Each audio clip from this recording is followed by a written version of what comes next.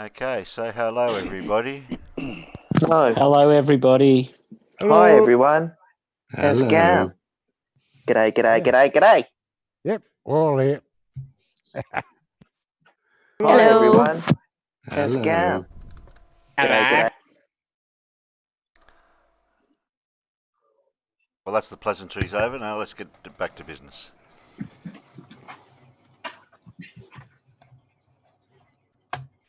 So, what's been happening in the world? Well, do you really want to know? Well, there's been talk about Platoon and Dickhead. Dickhead. The guy who doesn't know how to do research. Yeah, that guy. Yeah, well, shadows don't lie and all this, yeah. Yes, but apparently people in the Northern Hemisphere see the sun in the northern sky. Yeah. And we see the stars in some southern hemisphere rotating differently. So how can we work that one out? Reasons? Because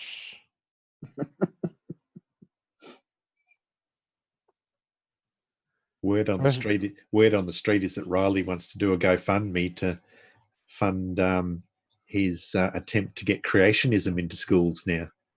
ooh. Yeah, he spoke about that last night, didn't he? Yeah. Oh my god. My god. Well, they're doing it. They're doing it. They're going to have a comedy class now. Can you please tell me what Riley means by get creationism into schools? I don't think even Riley knows what he means by that. He's talking about genes and all this sort of stuff, but yeah, in criminal investigation, they depend on gene analogy. Yeah, like DNA. yeah, Oh, is this the stupid argument that DNA is a code? yeah. I believe so. Right. It's only because we assign some letters to it, they think it's a secret fucking code. Yeah, but Riley has a slight problem. Creationism is already in schools. It's taught as part of religious education. It's a theology. It's not a science. That's right, especially when he has such irrefutable arguments as, if we evolved from monkeys, how come there were still monkeys in the world? Yeah. I mean, that's one of the arguments he put up. I mean, seriously, that's been debunked so many times and been explained so many times. How could he not know that that's a stupid argument? Yeah, common ancestor. How do you not know what common ancestor means? Well, I have a theory. I have a theory about evolution that I know what the next transitional fossil will be,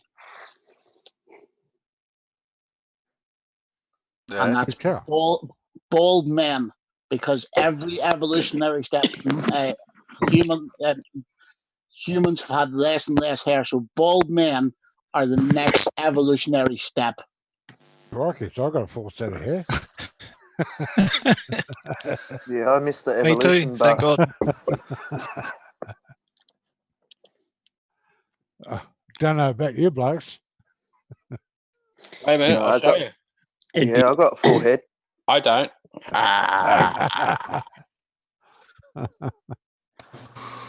Yeah, that's why he has a globe head. That's right. All that other crap that goes with it. Yeah, but the point is, like, the fucking ark. How big the fucking boat would be to put all these fucking animals on it? Like South America, North America. Yeah, you name it. How big would that fucking boat would have to be? A super tanker is designed structurally steel. It's just impossible for the dynamics of that fucking boat to carry all those fucking animals on it. And the Bible said it was 9 by, not 2 by. Yeah, In it the was old- seven unclean and 2 Yeah. clean. Yeah, in the Old Testament. But in the New Testament, it's 2 by. Fucking, yeah. They can't get this story straight anyway in the same fucking book. Yeah.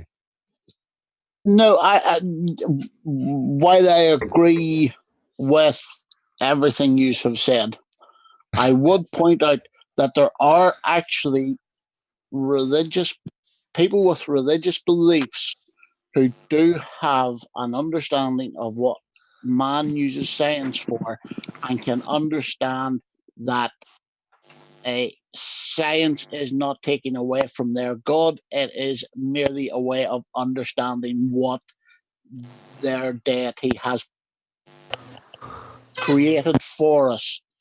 And they accept that these are two different things. But what I can't understand is, what is science?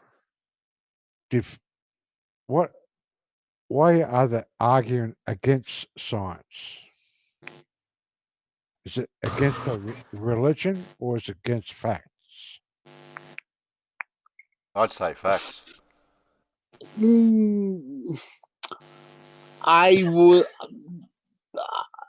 I would postulate that it is they are arguing against the removal of their fundamental beliefs, potentially due to a lack of understanding of what science is because of the way it's been treated in the past and used in the past as a tool to tell them that they shouldn't have a belief in a creator, which I think is a perfectly acceptable belief to have, as long as you can accept the facts that science is presenting to us in our current understanding. You can have hand by hand with religion and science at the same time. History has shown that with Copernicus, with all religions, with Hindu religion, Muslim religion, they were the most founded astronomers in the ancient world. They plotted the stars until fundamental religion took over. Rubber room, Terry. I'm not. I didn't. It wasn't. They might have escaped. They're not in there.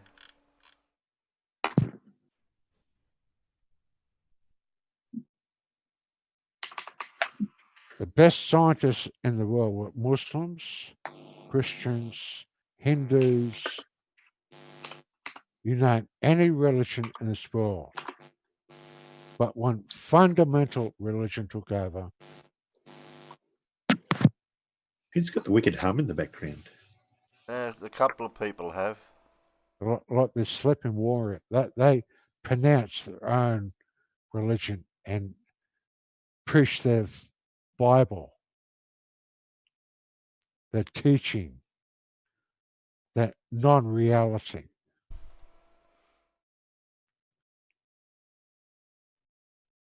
Pythagoreans weren't allowed to eat beans. That's not fundamental to Pythagoras. So they were pretty crazy back then too. Oh yeah, the Pythagoreans were weird. Yeah. They were a strange lot. Weren't allowed to eat beans. There's nothing wrong with eating them. We're going one end. Yeah. We won't go there. But fundamental science has been degraded by flat Earth, of this religious degrading of human knowledge. It's a cult of belief, the same with any other cult. Yeah, I think realistically, John, you need to keep religion and science completely separate. And this is what 99% of flat earthers are religious. Yeah, I disagree with you. I disagree with you there. like they and them said before, there's quite a very high percentage of religious individuals that don't. I'm religious. I'm Catholic. I believe in God. Yeah, but they can I don't go out John, let me finish talking. I'll let you talk. Yeah. Let me finish talking. The good portion of religions believe what the scientific method has shown. The individuals themselves that believe the world is flat do it for other reasons. And I think that realistically, to bring the religious debate into the flat Earth debate, it's a bit of a misnomer. It's a misdirection. It's not really got anything to do with that. I'm Catholic. I believe in God, but Yeah. I don't believe in the bullshit of this flat Earth shit. All right, John, can I ask a question, though? Yes. Right. So let's take Spurs as an example, and you can shoot me afterwards, everybody, for even mentioning that name. Yeah. Just don't say it 3 times, or else he'll turn up. I'll shoot you now. Fair enough. But do you genuinely think that he mentions religion and God to do anything apart from divert from the fact that he's not answering the questions that are being posed to him? He relies on a religious sensitive, like the Bible, flat, stationary. That's what the premises is, but there's no premises for it. No, but I would suggest that the premise for it is just to detract from the information that people are trying to provide for them. They're not actually using it as an argument. It's just a way to detract from the actual evidence that they're being presented with. I agree. I agree with that. A lot of them don't even necessarily quote the religious texts correctly. They paraphrase it, use it out of context, and all of that type of stuff, just for their own narrative. I think a lot of them use it as a because there's such a lack of evidence for the flat Earth. They're grasping for evidence, and the religious side of it is one of those things that they go to as part of their search for evidence. Yeah, I'd agree with that. Yeah, because through history, like our human history is developed on science, and developed like from the 15th century, developing and searching for new lands.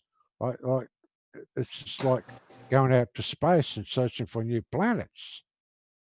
How can you deny the fact of new beginnings?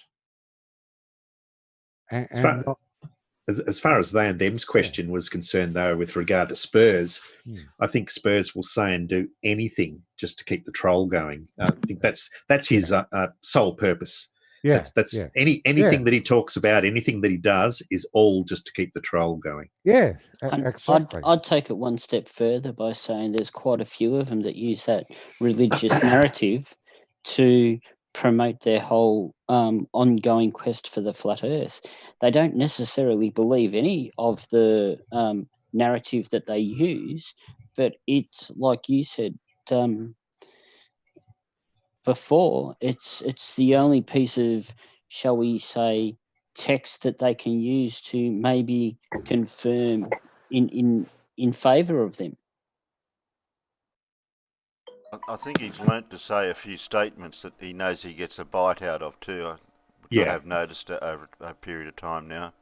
And over time, that they develop new theories of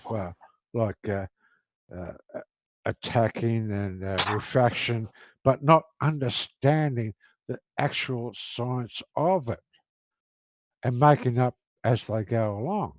It's a whitewash. of their persona, and they're only giving the preaching a preaching to their own subjects of what they want to hear, instead of the actual people that know the fucking stuff. All this is leading to my first video that I wanted to use as an example of what generically what we are hearing from people out there, whether they're skeptics or they want to follow a narrative for flat Earth or whatever. So we'll watch this, and then we can continue with the conversation, because this may bring up other topics to do with the same subject.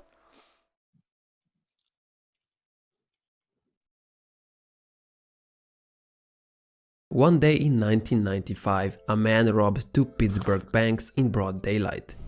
He didn't wear a mask or any sort of disguise, and he smiled at surveillance cameras before walking out of each bank. Of course, the police found the robber and later that night arrested him.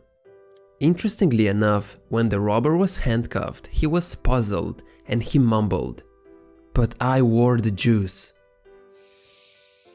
Apparently, this robber thought that smearing lemon juice on his face would render him invisible to bank security cameras.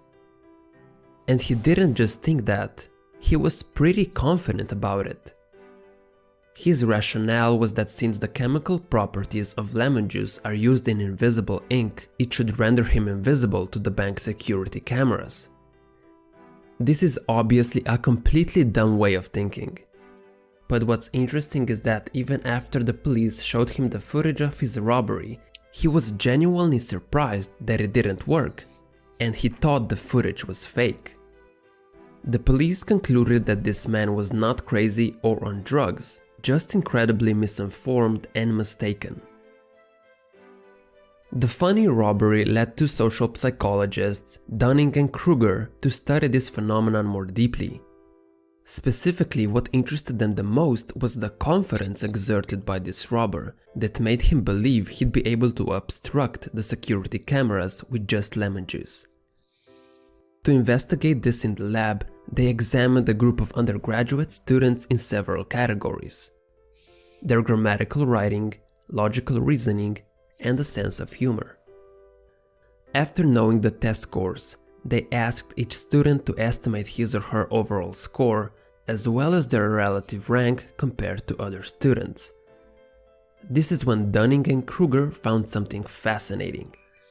They found that the students who scored lowest in these cognitive tasks always overestimated how well they did. And not just by a little, but by a lot. They thought they scored above average, while their score was one of the lowest. So not only were those students incompetent or less skilled in those areas, but they obviously didn't even know just how bad they were at them. Students who scored the highest had more accurate perceptions of their abilities, but they made a different mistake. Paradoxically, the highest scoring students underestimated their performance. They knew they were better than average at the test, but because it was easy for them, they assumed it was easy for everyone. They didn't know that their ability was at the top percentile. Today, this phenomenon is known as the Dunning-Kruger effect. Essentially, low ability people do not possess the skills needed to recognize their own incompetence or lack of knowledge. Their poor self-awareness leads them to overestimate their own capabilities. You can clearly see what I mean in this graph here. Having barely any skill or knowledge leads to massive confidence. However, when you become more knowledgeable about a certain topic, that confidence falls. Only when you start to reach above average skill is when your confidence about a certain topic starts to pick up again. Contrary to popular belief, this is not just limited to cognitive tasks. It doesn't seem to matter what specific skill we pick. The less a person knows about any given activity, the more likely they are to overestimate their skill or knowledge. Well, that's where I've already seen it a little bit. This where I got to this part, and I'm thinking, well, what about the people out there that seem so confident? I know it's the Dunning-Kruger effect, where they've got knowledge that they think they know, but they're so confident in that knowledge.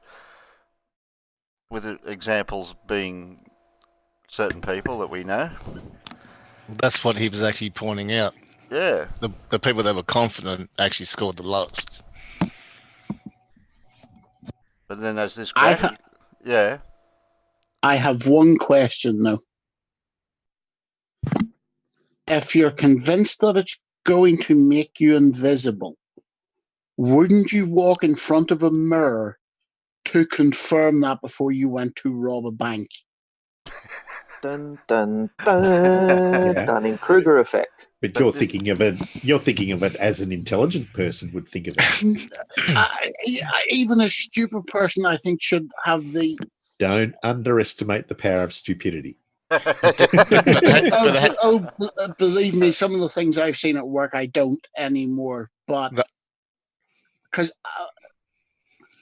put it like this, I once told a family member that she would put the Crows out of business with her singing. She asked me which band were the Crows.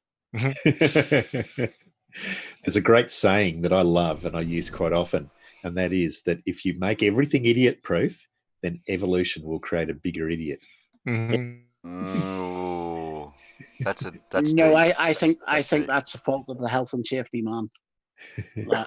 Spurs chemo is the perfect example.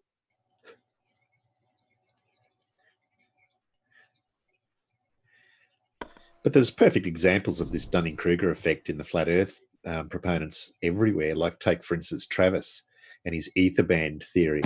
I mean, he's so confident that he's got it right, that it explains everything. Yeah. And yet, in reality, people who know about what's really happening there can recognise that it explains absolutely nothing. And he's basically made up a word to describe something that we actually have other words for. Science have proven it. It's just back it up as you go along. It's just fucking what the fuck? I like that. It's just fucking what the fuck.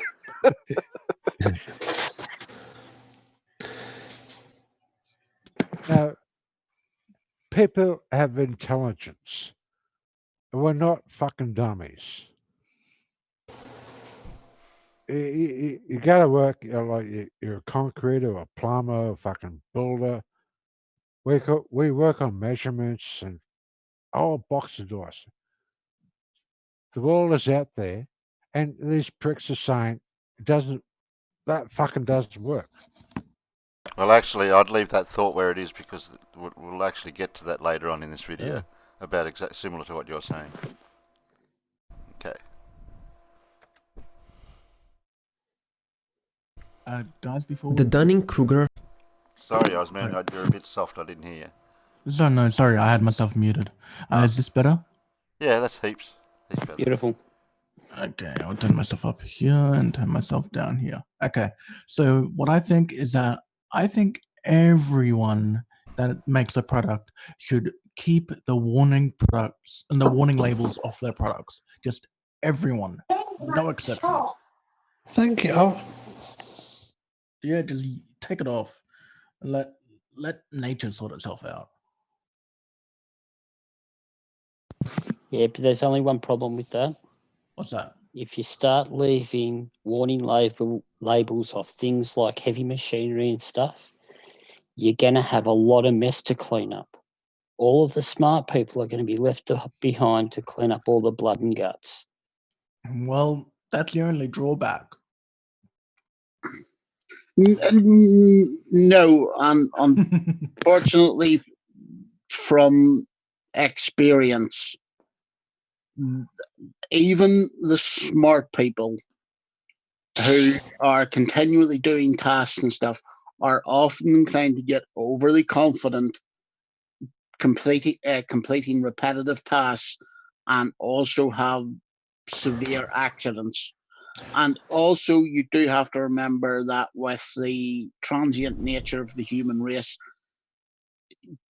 you do need some sort of warning signs and stuff to help people out. Yeah, but if they're having accidents with the warning labels on currently, then what's the difference going to be? It's just going to be a 2-fold, maybe 4-fold accident increase. Yeah, but everyone knows you never read the instructions first. Exactly.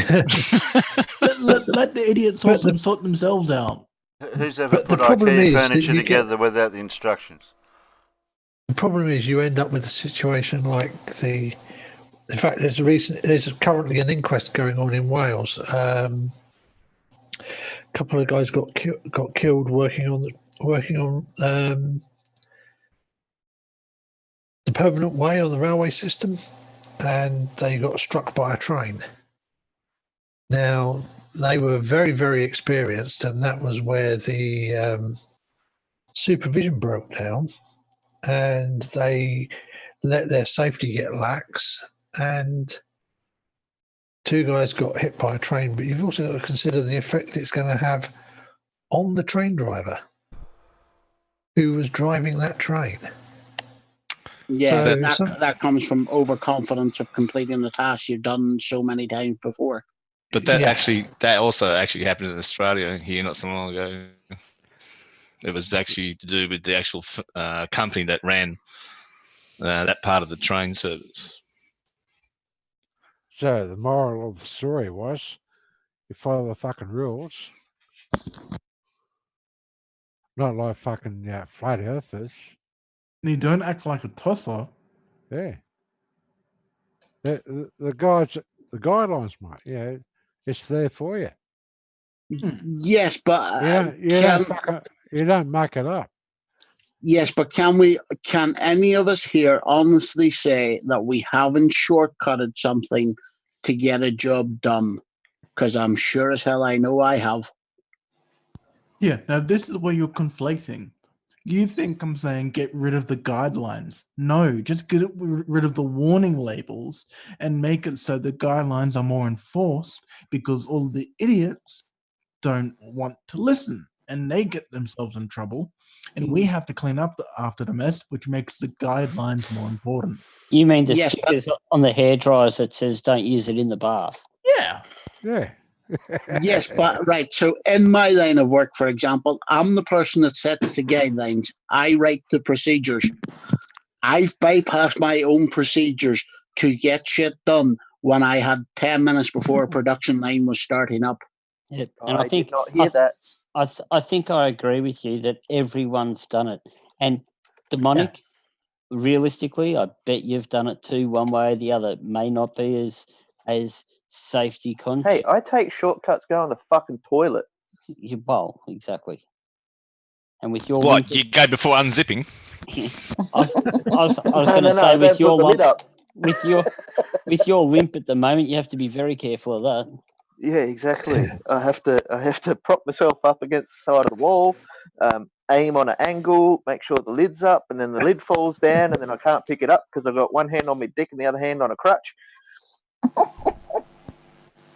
I think a lot of this is just actually in normal human nature, certain reactions that we have. Like, for example, we're talking about signs. How many people walk up to a wet bench or a wet post when it's got a wet paint sign on it and actually touch the paint to see if it's actually wet? Well, you got to make sure. Never. Guilty. Yeah. You got to make sure. And you did hear about the man that actually read the instruction book that came with his wife. Did he finish it? What? Yeah, he died laughing. I mean, talking of taking shortcuts, I've taken shortcuts that have involved me sticking my hand in live electronics with, up to 600 volts in there. It hurt quite a lot. Are you insane? Sorry? Are you insane? Nice. No, I was just. Yes, now. I just couldn't be bothered to walk round to the side of the rack with the switches on. So I decided I'd stick my hand through the gap between the units in the rack and reach round in front and pull the switch that way. Only I didn't stick my hand through quite far enough, and I stuck it up the back of the panel where all the live electricity was. So it only hurt a bit.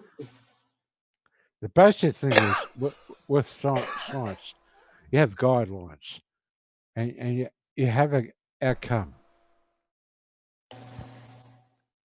And with astronomy, astrology, whatever you want to call it, has an outcome. Not astrology, mate. Not astrology. Yeah, I was going to say, yeah. But with science itself, you have guidelines in itself. It's proven fact time and time again. That's the guidelines. That's the basic guidelines. What Nathan Oakley was going about was making up his own fucking bullshit without no credible science, no credible fact, no credible sense of reality.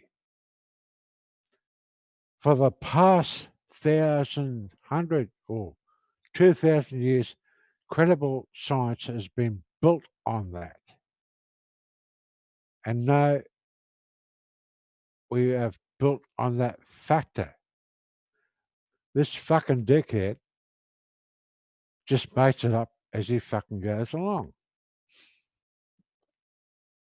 There's no credibility. I personally, I would disagree with part of what you said there. Oh, okay. Yeah. And while you're correct about the science, no problem with that there. I disagree with him, Nathan Oakley, but he was debunked that many times that he is using this bullshit about the scientific method from Quantum Eraser because it allows him to continue making money. And Quantum Eraser is effectively a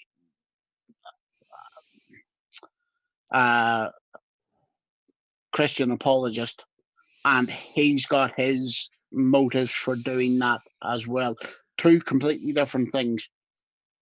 And again, this goes back to my other feeling on the religion. If you actually attack the religion for people that feel this way, are you going to make their mind more open to listening to the evidence, or are you going to close it and put them on the defensive straight away? Mm-hmm. Well, it's a bishop in the 17th century that said the earth was created in the put in the Bible. He added to the Bible was Bishop Ussher. You ever heard of Bishop Ussher? Everyone's heard of Bishop Ussher, haven't they? Yeah. And he's... I have not. Nope. He cited that the earth was created 6,000 years ago to biblical text. But biblical text is not a scientific fact. Yeah, Ussher was the one who did the stupid math that got him to the 6,000-year-old Earth. Yeah.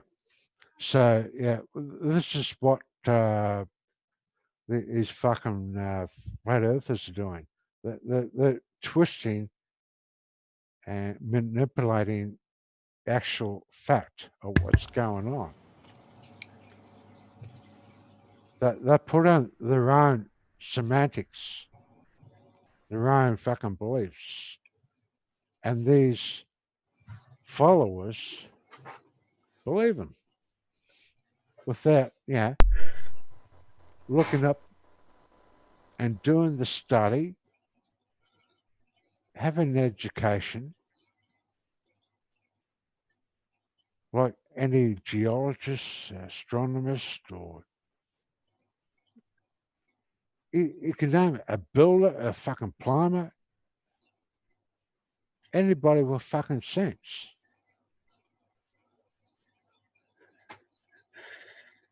Have we got any more stupid to watch? Yes. Terry's gone toilet. Oh, has he? Yeah, you know what I mean. Terry needs a bigger bladder, does he? He needs a Gatorade bottle.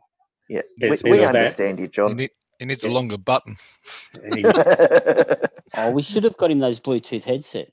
He needs to put a pair of pull-ups on. He still needs a longer button.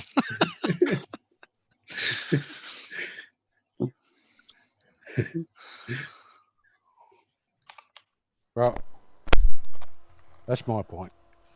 I mean, Riley's a perfect example of Dunning-Kruger when it comes to law. Oh, yeah. You know, he thinks he knows a lot about it, but, you know, well, he doesn't understand how much he doesn't know. That was part of what he was talking about last night, how he was talking about pseudoscience, the facts, and creation needs to be brought in because it's the other side. And hey, look, mate, you get a bloke on a job, you tell him to do a fucking job. If he can't fucking do it, he pretends to do a fucking job. He doesn't know what he's fucking doing. What do? You fucking sack him. Do you know how hard it is to sack somebody these days? Yeah. Oh, not very.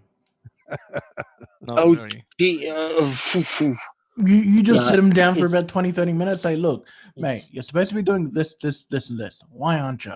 And if they don't give you a proper reason, fucking boot them. That's it. Yes, and if with the number of policies and procedures in HR these days, doing that takes you at least 3 months by the time you issue warnings, verbal warnings, written warnings, final written warnings, and unless it's gross misconduct, it's pretty near impossible. Wait, are you guys in Britain? Yes. If it was a builder and he built to his own facts and built something out of square and whatnot, well, I don't think the builder would get employed again. Yes, fucking Brit, you fucking pommies and your damn regulations. Yeah, but here's the thing: in Australia too, Ozman. I would actually give Riley credit for the way that he has based his argument, not the thesis, but the argument. Yeah, because here in Australia, I didn't need to do that. I ran my own company, and someone wasn't doing their job. I gave them 3 warnings. Then I took them in for about 20-30 minutes. This was about 2 weeks later. Did exactly what I said, and I had it all recorded. Let them know that it was recorded. They didn't give me sufficient answers, and I told them, "Look, you're done. Get out of here." Well, officially, you only have to give them 2 warnings, and the third occurrence is the actual firing. Final notice.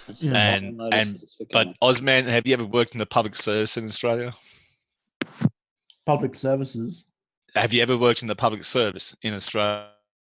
What do you mean by public service?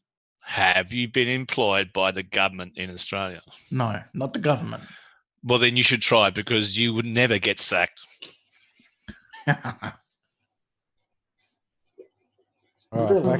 Can we watch the video? Yeah, back to the video. I was just waiting for the pause in the conversation. Back to Freddy Krueger. Yeah. I was going to say, in government work, you just get promoted to your level of incompetence. I forget whose rule that is. That is actually a. So that would explain Boris at the minute, then. Or just like the Catholic Church, you get moved around. Oh, yes, Minister. Play. It's about any given activity, the more likely they are to overestimate their skill or knowledge. The Dunning-Kruger effect can be observed during talent shows like American Idol. The auditions are usually filled with a variety of good and bad singers. The ones who are bad at it almost never realize how bad they really are. That's why they're genuinely disappointed when they get rejected. The truth is, we're not very good at evaluating ourselves accurately. In fact, the majority of people believe that they are better than average. 88% of... I was going to say everyone's a great singer in the shower. No, hell no. I know I can't sing. I can barely fucking speak. Well, I won't disagree with you there. It isn't the bad singers, I think, that are better than the average. It's the really horrible singers that shouldn't even hum a tune that think they're better than the others. I was made to mime during our choral services in primary school. That's how bad I sing, and I know I sing that badly. I call BS. It's the ones that get all that praise and recompense from all of their families that think they can sing because all they hear from all of their families are, "No, you're getting really good. You're really good at it." But really, you should go on really American not. Idol. Yeah, how many times I've seen the American Idol auditions and the mother's there with the child, supporting them and everything, and then they don't get through the audition, and the mother walks up to the counter and goes, "Look, there's nothing wrong with them. They sing good. Good singer." Yeah. Who are you to judge? Yeah. The judge. Because. The reasons. People think that they are better drivers than the majority. Oh, yes. And even elderly people rank themselves among the best drivers. A more interesting example is that 94% of professors assume that they are better in comparison to their colleagues. Citations, please. We judge ourselves as better than others to a degree that violates the laws of math. Citations, please. But why? Why does being less skilled make you more confident in your abilities? I'm going to... Well, haven't you seen the professors and people like that in those forums on stage when they're all sitting there getting to talk and that? It's like as if they're all comparing how smart they are about certain subjects. Especially when I've seen Bill Nye and Neil deGrasse Tyson and all them on stage with things. Oh, stop it. Stop it. Well, here's a simple answer. A simple answer to everything. Why? Because people are fucking dumbasses. Right, but I would suggest that the people having the arguments on this side are just as guilty of it because they think they have the level of knowledge that they don't have. Because they've received some training, they think their knowledge is way superior than it is. I totally agree with that statement. Yeah, absolutely. I've seen so-called ballers make massive blunders in explaining things, and they think they really know it all. Yep. And I'll hold that thought because that's will be covered in a little bit later in this video. I actually read the Dunning-Kruger experiments, and yes, it talks about how people who claim to be an authority on something are more likely to make a mistake than someone that knows less. I know it sounds strange, but it's true. Yeah. Play. To help you visualize how this happens. This is Mike. He's an amateur photographer. That's Alan, actually. And this box represents how much he knows about photography. And this is how big he thinks the field is and how much there is to know about it. Pause. They're doing that same fucking argument again, where they ask you to assume how much where they draw a circle and they ask you to say, how much do you know? Do you think you know? And they ask you to draw it out. And then they do this whole proposition for frickin' the unknowable being more truth than what you know. But it's accurate. It's accurate. Well, this comes back to how do you know what you don't know before you don't know it? Exactly. Yeah, well, they're doing that fucking argument. But that's what they're actually demonstrating. Yeah. That you think you know this much, and you think that you only have to learn the grey bit more. That's what they're demonstrating. But it's the God argument. They're just relabeling the God argument. No, not really. Yeah, it is. It's the exact same God argument, and I can pull up the video. Settle down. No ego tonight. No, I'm not. I'm annoyed. Settle down. Settle. I'm not angry. Shut the fuck up. Shut the fuck up. I'm not angry. I'm just annoyed. You can hear it in your voice. Settle down. I'm annoyed. I'm not angry. I'm annoyed. What he's talking about is actually from the Dunning-Kruger experiments of knowledge base. These are the figures that came back out of the Dunning-Kruger experiments.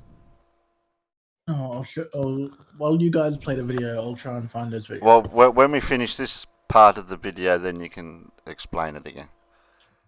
With this reasoning, he's easily at the top percentile of all photographers. But let's say he meets a professional photographer, someone who has been doing it for 7 years, but he... Well, this guy must be Alan then. He still has a lot to learn. This photographer knows this much about photography. But he also knows that the field is much larger and there is this much to know about it. Because this photographer is more knowledgeable about the subject, he knows that this gray area exists. However, Mike does not. Now you can see why Mike is so confident in his ability. He has no idea just how much he doesn't know.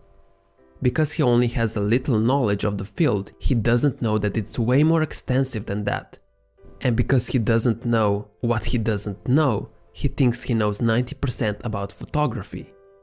Meanwhile, experts tend to be aware of just how knowledgeable they are, but they often make a different mistake. They assume that everyone else is knowledgeable as well, mostly because others exert so much confidence. In this instance, the photographer is aware he only knows about 70%. But if he met someone like Mike, he would underestimate himself. 90% is better than 70% after all. We are all he agreed with you. He has no idea what he doesn't know. And because the other photographer had more experience, he still realised that he had more to learn. But the amount that he wanted to still need to learn was bigger. Yeah, exactly. You know the really funny thing though in that particular subject is that experienced amateurs often actually know more than working professionals about a range of photography, because mostly the professional photographers busy earning money.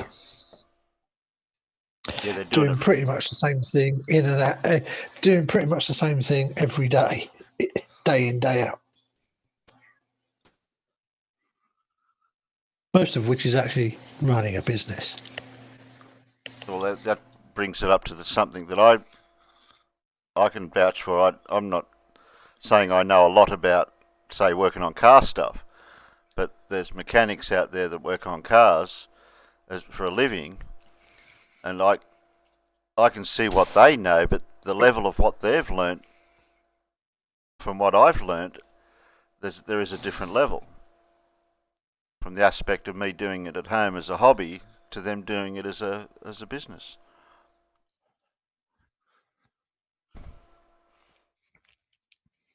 Yeah, I think what I'm trying to say is that sometimes you have to be a bit careful about generalizing too much, and I suppose I was being a bit,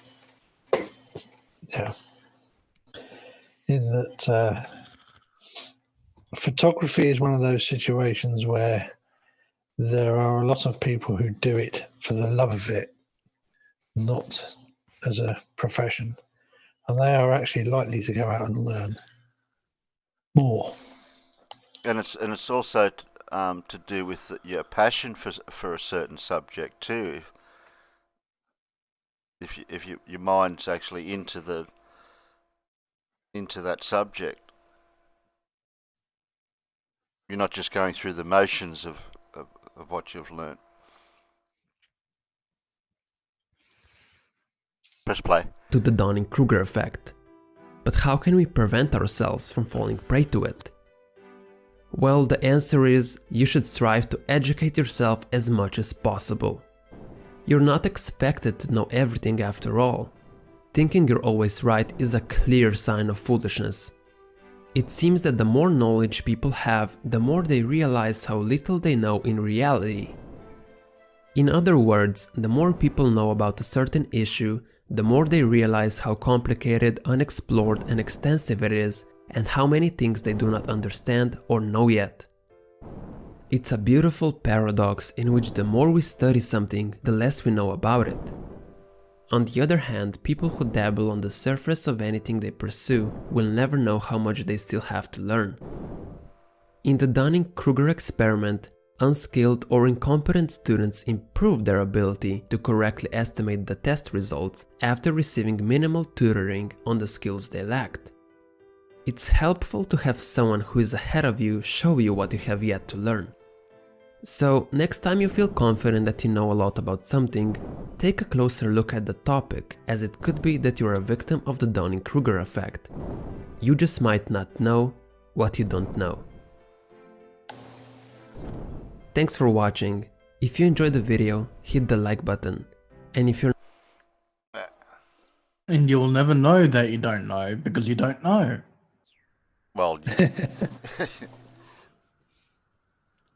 somebody tells you that you don't know. He had some of his information screwed up with the testing. Oh shit, yeah. Dunning and Kruger actually asked all the groups they were studying what they thought their score would be prior to the testing, and then asked them how they think they did after the testing, and then correlated the two answers together. Well, history of science goes to our position now.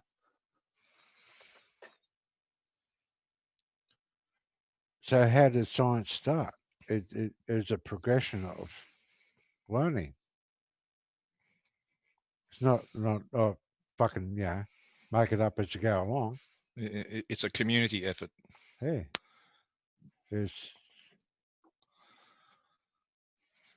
That's how we learn. It's not bullshit like the fucking flat earth.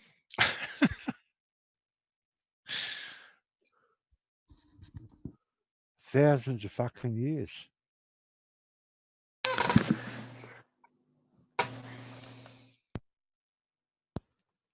You don't make that shit up. So we got another video, Terry. Yeah. Be right back, he says. Oh, cool. Oh, yeah. Another break. Not again. Jeez, now he's got to fill his bladder. Now he wants coffee. Terry, mate, that's a diuretic. You'll piss yourself if you keep on going. Yeah, well, given the amount of coffee I drank last night. I was just going to ask Alan, how did you go on last night? Let's just say I didn't sleep well. No wonder. Alan, you do know that tea's a diuretic too. Not coffee. 6 or 7 coffees. I had 4 large and 1 standard Costa takeout coffee. Welcome back, Terry. Caramel lattes. And yeah, I was buzzing. I'm only just coming down now.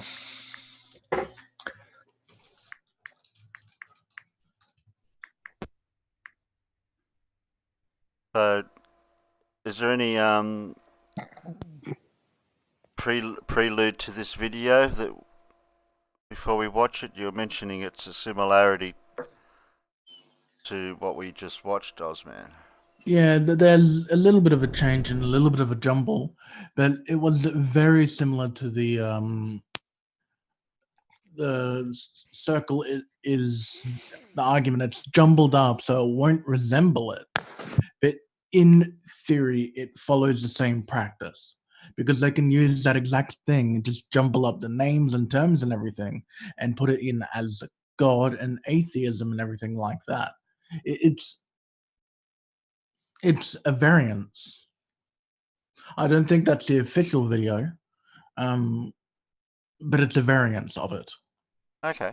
Well, we can draw conclusions to the similarities, and it goes for 4 minutes 45 seconds. So We need to stop any time. We'll just press pause.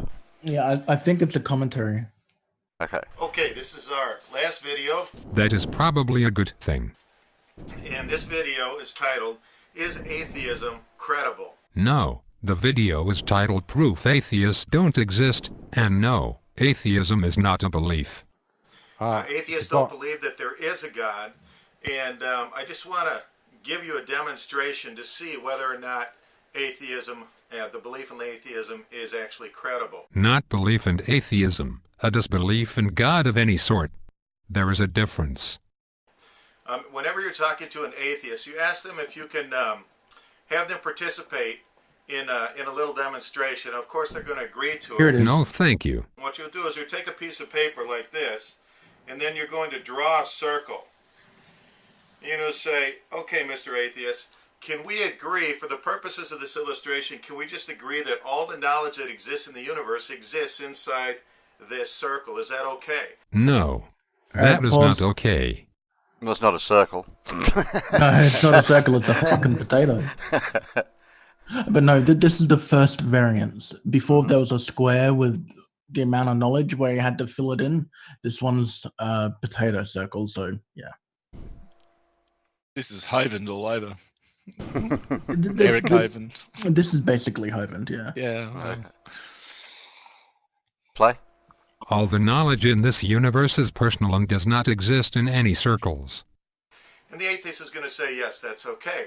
And what you do is you'll hand them a pen and you'll ask them to mark how much of this knowledge they currently possess. If that was not clear enough, let me illustrate. There, are you happy now? And they're going to put a little dot here, okay? Nope. So you're going to say, Mr. Atheist, I just want to make sure I get this correct. If all the knowledge that exists in the universe exists inside this circle, and the current knowledge that you do currently possess exists inside this little dot. Nope. Is it possible that in the knowledge that you do not yet possess, God exists someplace in there? Nope. And of course he's going to have to say yes. Pause. Yes, Nope. I guess. No, don't pause. What?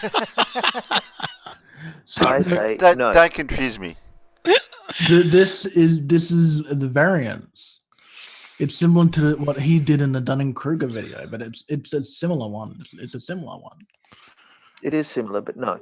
What? So they're saying there's a disagreement about having some knowledge inside the circle, having some knowledge at all, or having no knowledge. That's the bit I got mixed up with saying, because he said no when you said that's about the inside that dot is all the knowledge you know in comparison to the bigger circle of the universe. Which is what we don't know, the robot commentator said no. Yeah, he was being a smart ass. Yeah. Also, he because he said, if all you know is that dot in the middle of that circle, how do you know God's not somewhere in the rest of it? Or outside of it. Or nowhere to begin with. I keep my God in a jar beside the bed. But then this is where I would go back to a different, my point I probably didn't explain well earlier. If you attack somebody's belief, are you going to make them more open to listen to what you're trying to present them, or are you going to lock them off? And therefore, if somebody brings a religious belief into the argument, you can say, I accept that you have that belief, but that's not the discussion we're currently having. We're looking just at this evidence that's in front of us at the moment. Yeah. Yes. Yeah. Yes. Yeah. Yes. Yeah. That's the way I see it too. Okay. If I have a gripe about God or religion, I will not use it as an attack against someone. You can't bring, like that's been said many times, you cannot bring religion into this conversation. No, you can't. It will do nothing but poison the well. It will send the whole conversation / debate into the wrong direction, and no one is going to win, because it will come down to an argument between he doesn't believe in my beliefs and he's fighting against my beliefs now. And, yeah, exactly. And I didn't plan to bring religion into this. I was just saying that it was a variance of this argument.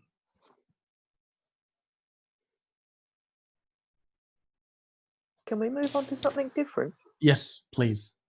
Well, you don't want to press play? No. Okay.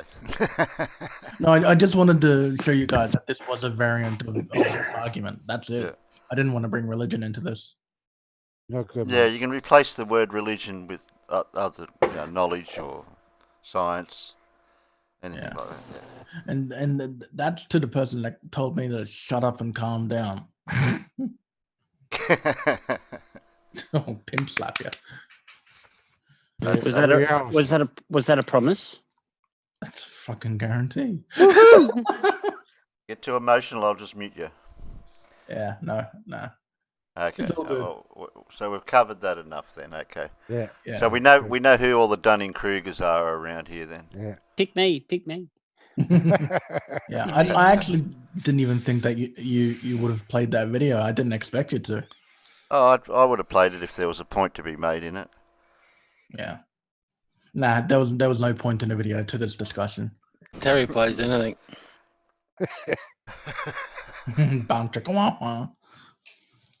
Oh. Now for something a little bit more lighter. We'll change.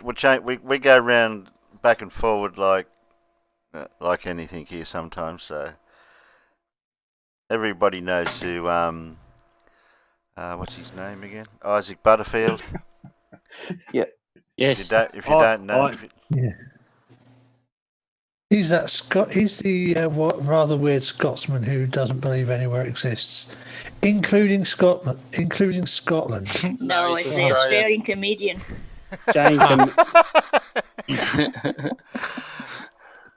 Calm down, Dunning. Oh, sorry, I thought it was the other one. I didn't. The one who really didn't think New Zealand. The one who really thinks New Zealand is fake. There is an actual person. Yeah, well, he might be mentioning. That's who he's talking about, I think. No, Okay. it's not. No, No, it's not. I watched it earlier. Guys, let's just let this awesome video play because Isaac Butter is fucking awesome. Yeah, Yes, he's just got his this is really million good. subscriber button as well. Mm-hmm.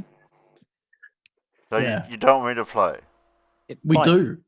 You sure? Yeah, play. It's funny. It's funny. Okay. fucking awesome. Okay. Steady, go. Go. I polished any Kiwis. I don't know where the button is. Oh, come Sure, I've had my run-ins with New Zealand in the past. Now, ladies and gentlemen, if you haven't been paying attention over the last few weeks, I'm currently in a war with Facebook and New Zealand. Apparently, I was extremely racist towards them, according to Zuckerberg and Facebook. Now, this war started after I released a video making fun of the Kiwis, something Australians have been doing for many, many years. This video was deemed racist and full of hate speech, and I was banned from Facebook. I even ended up on their version of the project. Isaac Butterfield, and he got one of his videos banned from Facebook recently because the content was deemed to be racist to New Zealand. I know. Let us explain. Yeah, they've got their own version. How fucking disgusting is that? But I'm a good guy. I'm a nice fellow. I'm the Buttsman after all. So I thought I'd offer an olive branch to the people of New Zealand and I'd go over there as part of my world tour that I'm actually heading over to the UK in just a couple of weeks. If you're in the United Kingdom, make sure you check out the link below and get those tickets, ladies and gentlemen. It's going to be a cracker. So I made my way across the Tasman. But before I even got on the plane,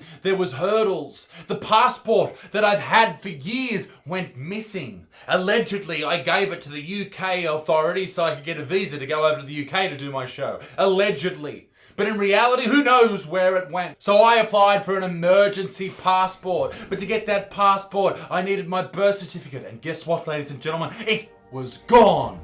Where did it go? I don't know. Mum said I still had it, but I don't fucking know. I think Mum's full of shit. It was a conspiracy, ladies and gentlemen. Someone didn't want me venturing to New Zealand. So then I had to go down to Sydney and talk my way through the bureaucracy. And then my photos that I applied for this passport, they weren't good enough. They were too blurry, taken by Australia Post. Oh, this is a government conspiracy if ever I've heard of one. Forget 9/11. Forget bloody JFK. This is the real conspiracy. I couldn't get this passport sorted.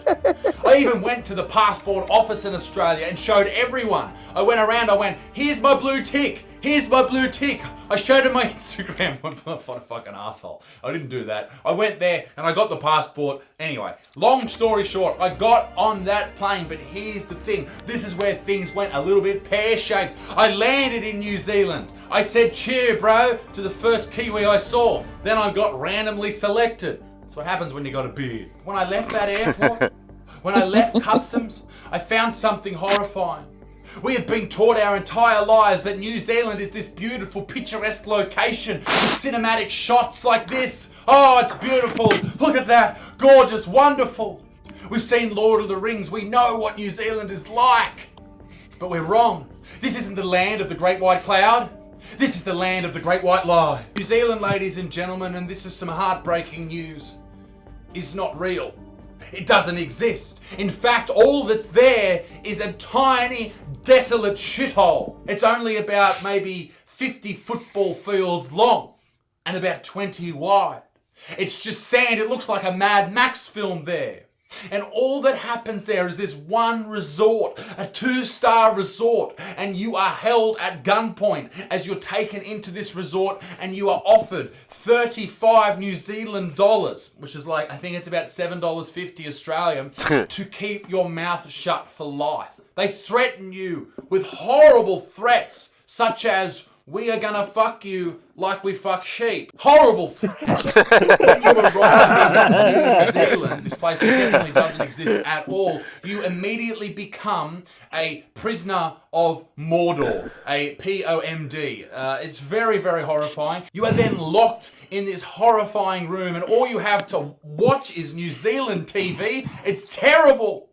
You only get out for 1 hour a day plus 15 minutes, and that 15 minutes is exercise. And the only thing you're allowed to do in New Zealand for exercise is the haka. 15 minutes of the haka every single day for a week. I had red little thighs. Red little thighs. The only thing you have to eat is not haggis, but it's shaggis. It's not the sheep's stomach, it's the sheep's anus, and it's obviously quite stretched out being in New Zealand. Surrounding this desolate shithole is a wall, a giant wall that is keeping everybody in, keeping these lies, secrets, and conspiracies enclosed in the one area. Only one man in history has ever escaped that wall.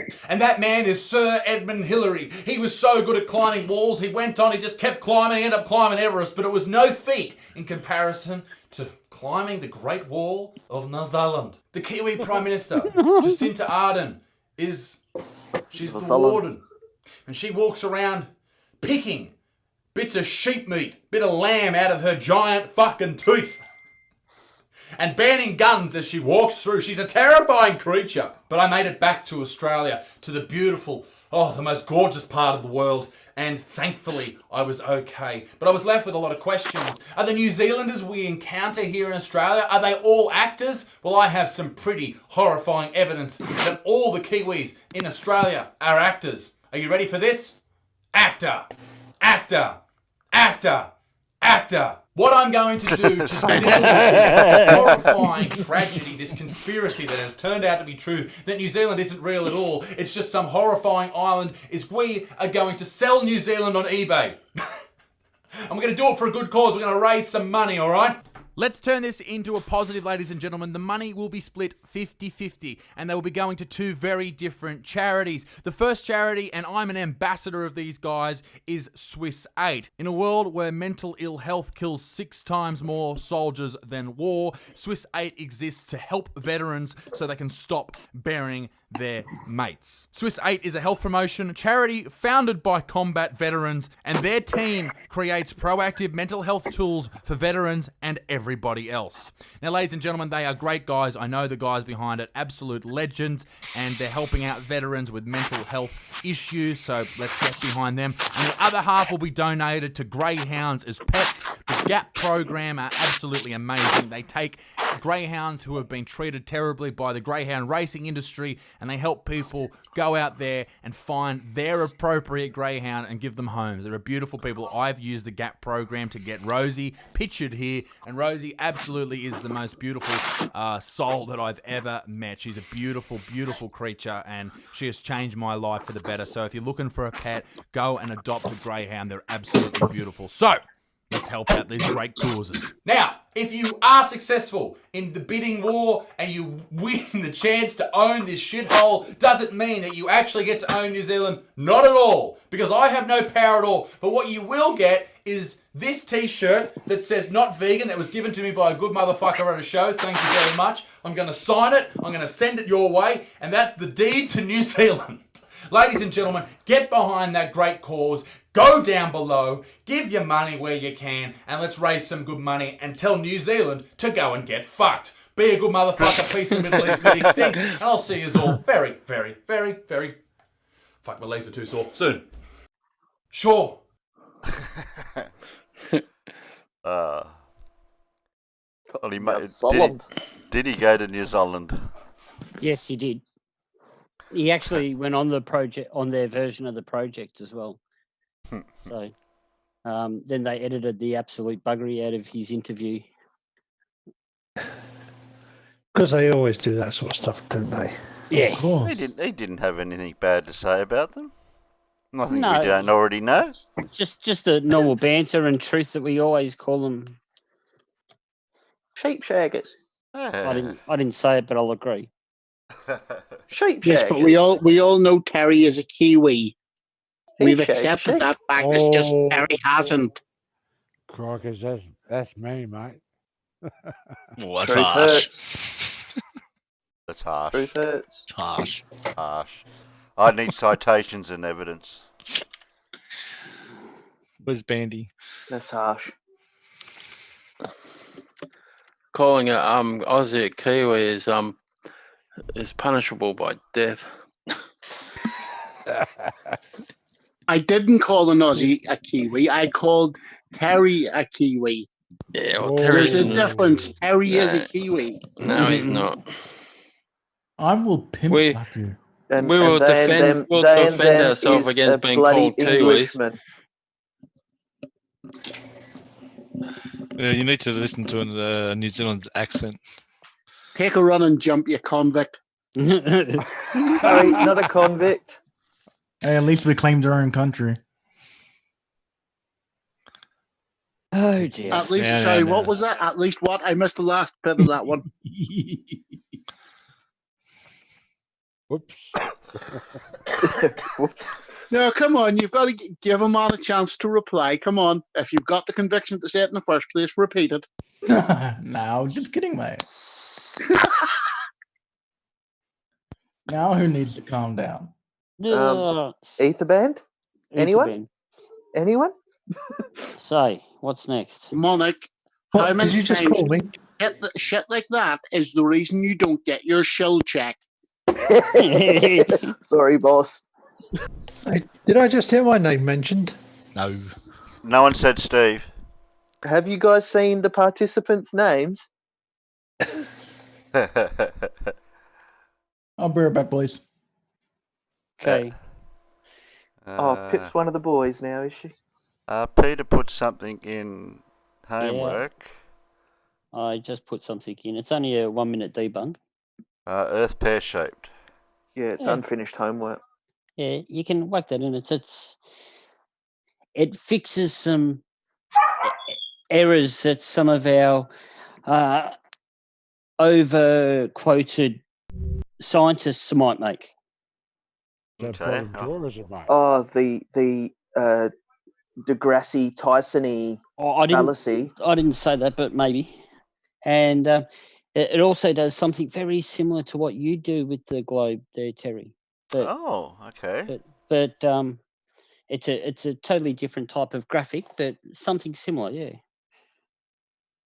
Interesting. Who are we waiting on? Somebody had to go for a toilet break. Ozman went. Okay.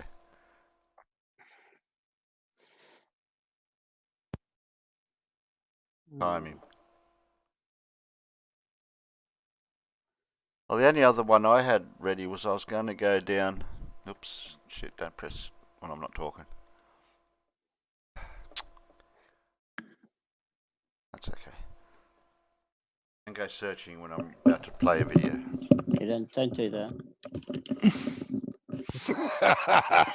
No, I was going to start. I heard a mic rattling.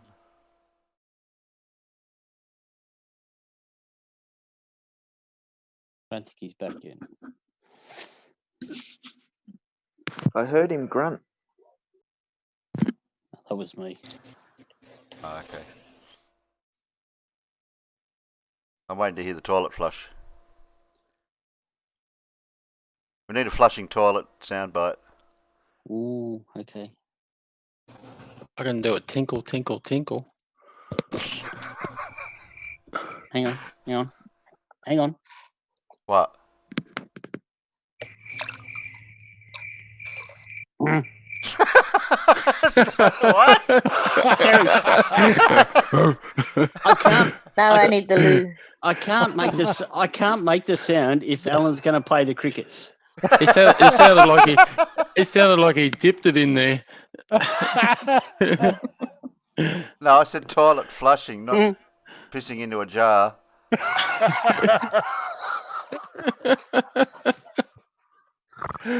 Oh God! God, I nearly made coffee come out my nose doing that. That seems to be going around. That.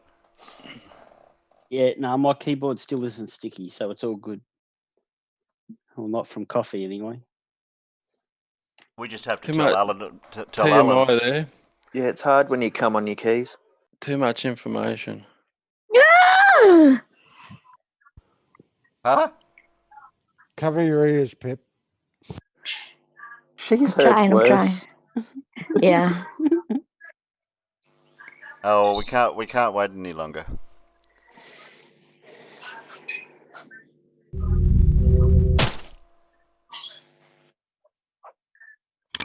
Earth is an oblate spheroid, which means it's flattened a little. Here is Earth as a sphere. Here it is correctly as an oblate spheroid. Sphere, spheroid. Sphere, spheroid. Yeah, I can't tell the difference.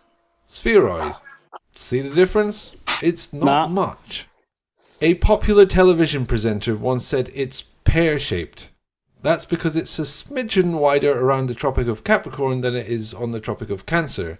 This difference is 100 times smaller than the flattening, so it's not visible at all to human eyes. But it's there, and it's been measured by satellites. The centrifugal force of Earth's spin at the equator is around 0.33% of the strength of gravity. If you measure the width over the height of the planet, you find the width is larger by 0.33%. That's not a coincidence. In geological time, Earth is a thick, Oh no, don't tell fluid. that guy. That 33 guy. He'll lap that up. Did you notice something wrong with that video though? But you'll tell us anyway. Well, at one stage, the Earth was upside down when it was rotating. Gravity? Gravity. Gravity? Gravity. Not flat. Not flat. Not flat. Not flat. Yeah, at one stage the Earth was upside down. What frame of reference? So it looked like it was turning in the opposite direction to the other times that it was on there.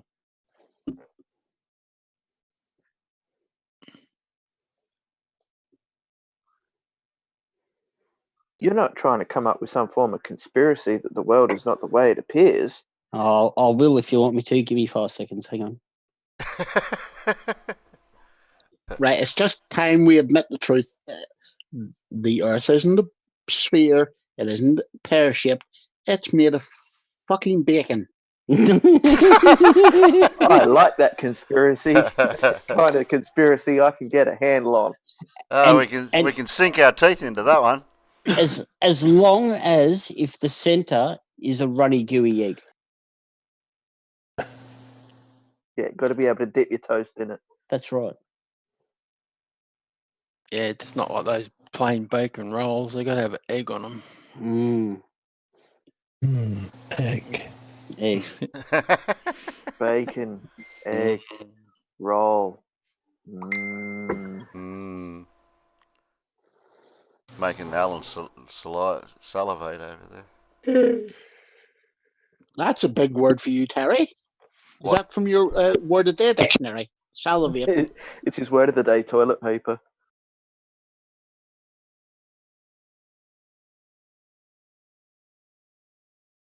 No. No. No. No. No. There it is. How do I get that to show? I was able to do this before. Share outside. CGI. That's CGI. You're sharing the wrong bit, Terry. Yeah, it's all bullshit. Yeah, I'm sharing to use the photo, but I can't work out why I can't get it to go outside. Because you need to actually share whatever you're looking at through OBS in a separate window. Yes. Can't go outside. And I haven't got it, and I haven't got the source for that. And you haven't got that source set up, have you? No, I have not. Shit. Oh. Can't I share it? Isn't there a different way you can share? Stop share. There is if you send it to one of us. Yeah, but I should send be it able to one. One of us. One of us. One of us. Yeah, okay. Oh, yum. Ah, shit, how do I do that now? Bacon with egg. Yeah. You're gonna spoil that with HP sauce. What if I put it in my tech doc videos? No, I can't. You'll still get runny egg all over you, Alan. Are those poached eggs with vinegar or is it just with water, Alan? There was a little bit of vinegar in there. Oh, that's all right then. Right, Alan, please explain your thinking here. You've got nice bread. You've got nice bacon. So you're not trying to be healthy. Why the hell would you poach an egg instead of frying it? Because I actually like poached eggs. They have that sort of, you can get them so the yolk is that sort of squidgy. Squidgy. Yes, that's the word, squidgy. I'll do that with a fried egg. Runny. You just like the banjo ones. Yeah. No. Because if you fry it, you get it fried in the bacon fat. Therefore, you are increasing your bacon potential of that sandwich. That's right. And the bacon fat actually makes the egg taste better too. Indeed, it does. Yeah. That's one. Hungry now. And then the other one. I thought, how did I share this to you the one other time? Remember I was sharing it, or was that sharing it on a video, on a hangout? You did that on Jose's, Terry. So it was on Google Meets. Well, there you go. Sean Smith just said bacon fat fried bread. They're those pictures that are in Tech Docs then. Pep. Yes. I have a challenge for you because you'll only get this done in Scotland. What's that? Bacon wrap Mars bar, battered and deep fried. No, thank you. Oh no. Battered and assaulted. We have deep fried Mars bars here. They're all right. They're not any less healthy than a normal Mars bar because if they're fried quick enough, the fat doesn't get into the batter. So It's only when they're done. I saw a recipe the other day for bacon jam. Ooh. Sorry, Mr. P, I never saw it. What did you say? Hang on. The health benefits of haggis.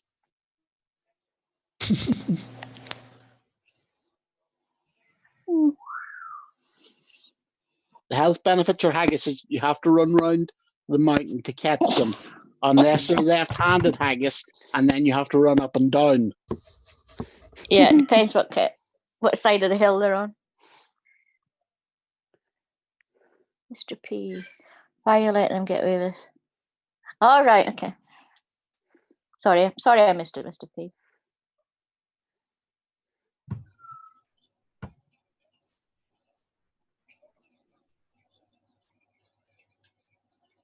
Have we got any more stupid? No, I didn't find any stupid today because I was out all day. Oh dear. Secretary, get some stupid. Random stupid. Just reach down in the bottom drawer and just whatever you pull out is whatever we find. I'll pull something out in a minute, but it won't be stupid. Terry, Just can you don't show pull the it out video that too I was quick. trying to do yesterday to show people what the reaction of a flat earther when they meet scientific evidence? Yeah, that's. Hello. Hello. Hello. Hello. Hello. I'm not home. Yeah, I wasn't able to share that one either. I can't. Get that Just give me a moment, Terry. I'm almost there. 5 seconds, Terry. Hurry up. You're at the filing cabinet again. Yeah. I can only do one thing at a time. Crikey. Pull up his stocking. Mate.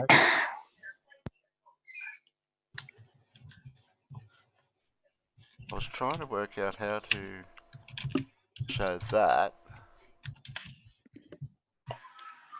No, I can't show it. Can't show Discord pictures. Oh, it's all right, Terry. I've got it in hand. So I can't work out how to copy it. Okay, so do you want to let me share for a second? Yeah.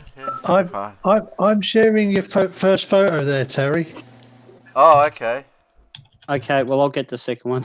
Second one up then. That's a bit of a worrying position.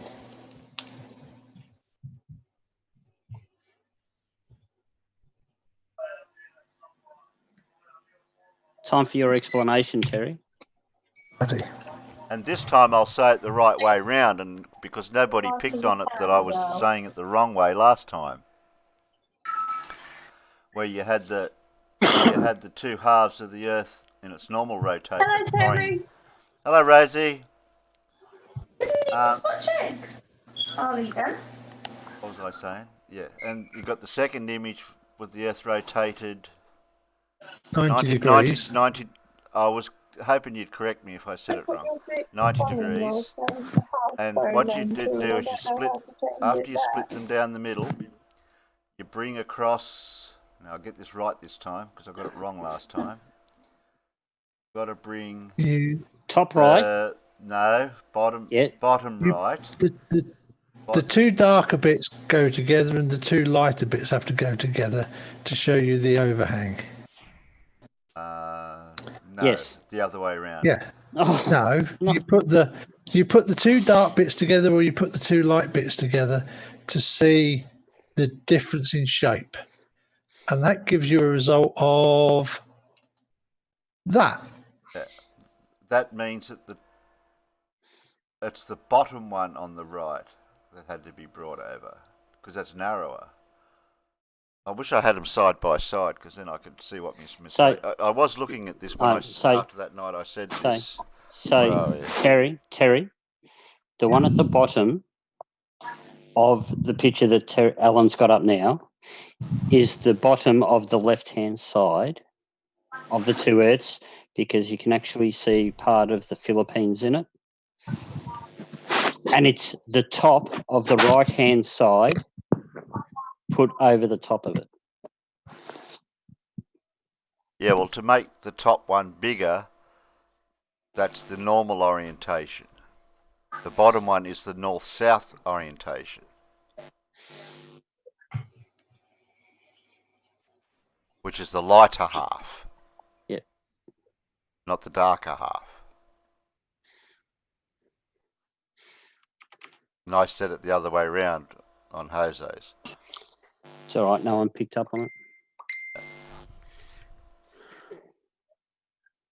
I did get corrected on the amount of miles or kilometres because I kept forgetting which one was which, the measurement of the distance that's actually out.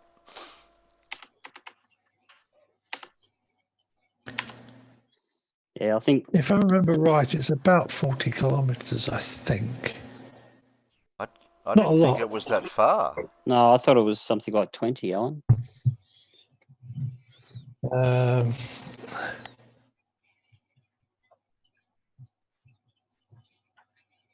Someone got a ruler? Yeah, I was going to say, couldn't we? I'm just Googling it, hang on. Oh, okay, you're going to use Google. I was going to use math. If we could work out how to measure it and then scale it with a formula, and then that'll give us the answer. If I knew how to do formulas, I'd do it.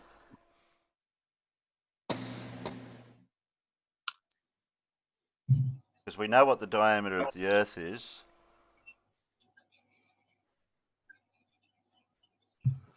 So once you measure that. What's the diameter of flat Earth? Oh, it's huge. It's bigger, actually. Yeah. I've got the calculations somewhere, John. I'll give them to you so you can.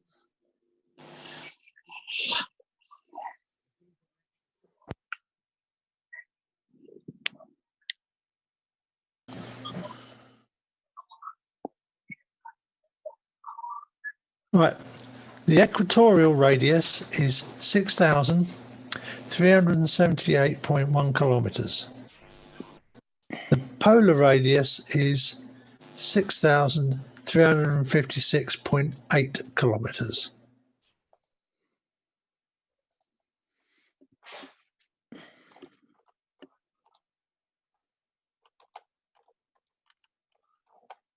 Okay, that's the difference in that way. Okay.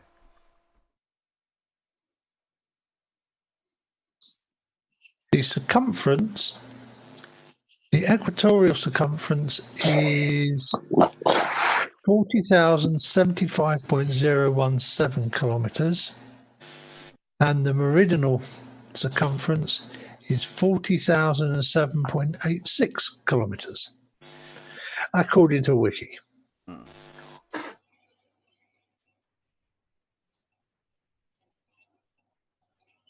Which is not really a lot. It's the idea that when you look in the sky, you see things that are not there. Let's do an experiment. Look at the clouds. So, diameter of flat Earth? Well, we don't really have an exact diameter or a circumference. Oh.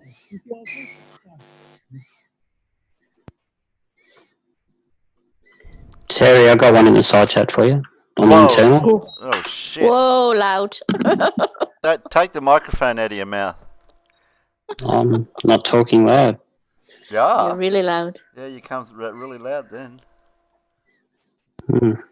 I'm actually speaking quite quietly, but anyway. Yeah, your volume level must have got turned up. Yeah, your volume level's gone through the roof, Paul.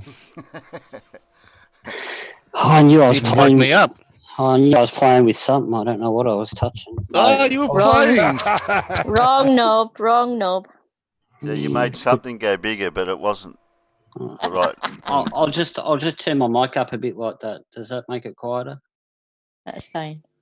Come on. Okay. All right. Yeah, there's. So, I've got something in the internal chat there, Terry. It's an explanation. Can I stop sharing now? Oh yeah, you already have. Okay.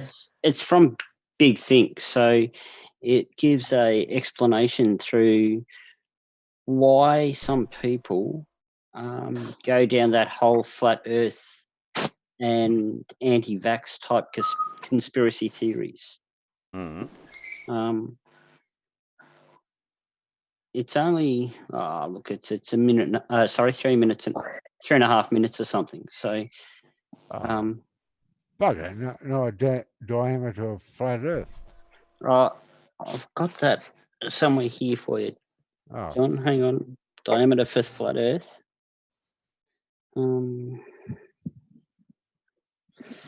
I think it was. I'm sure someone will correct me if I'm wrong. 125.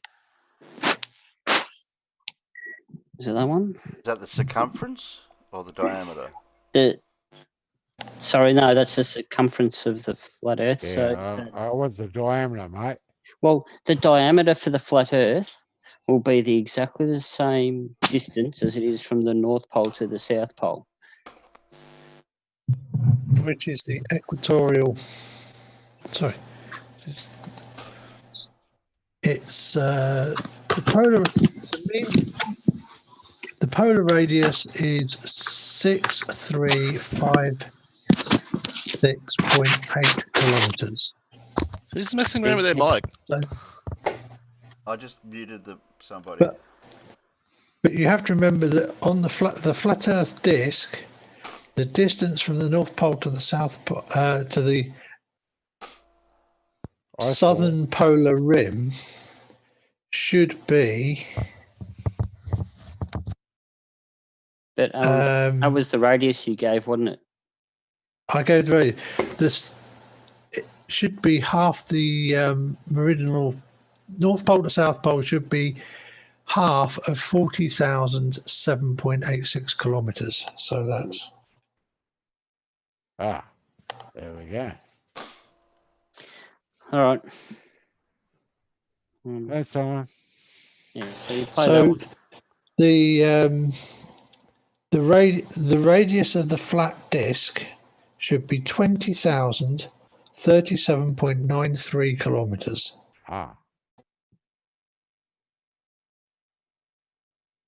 You sure you want to play this video with its title?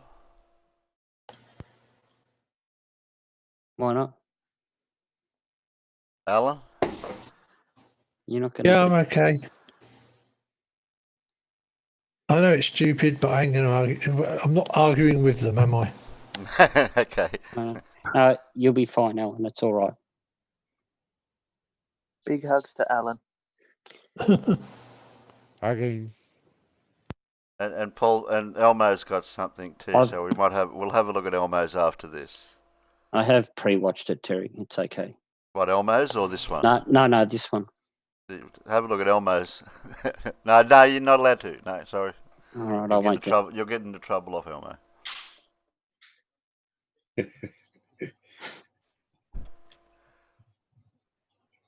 They don't believe in vaccinations, and what do we do about it?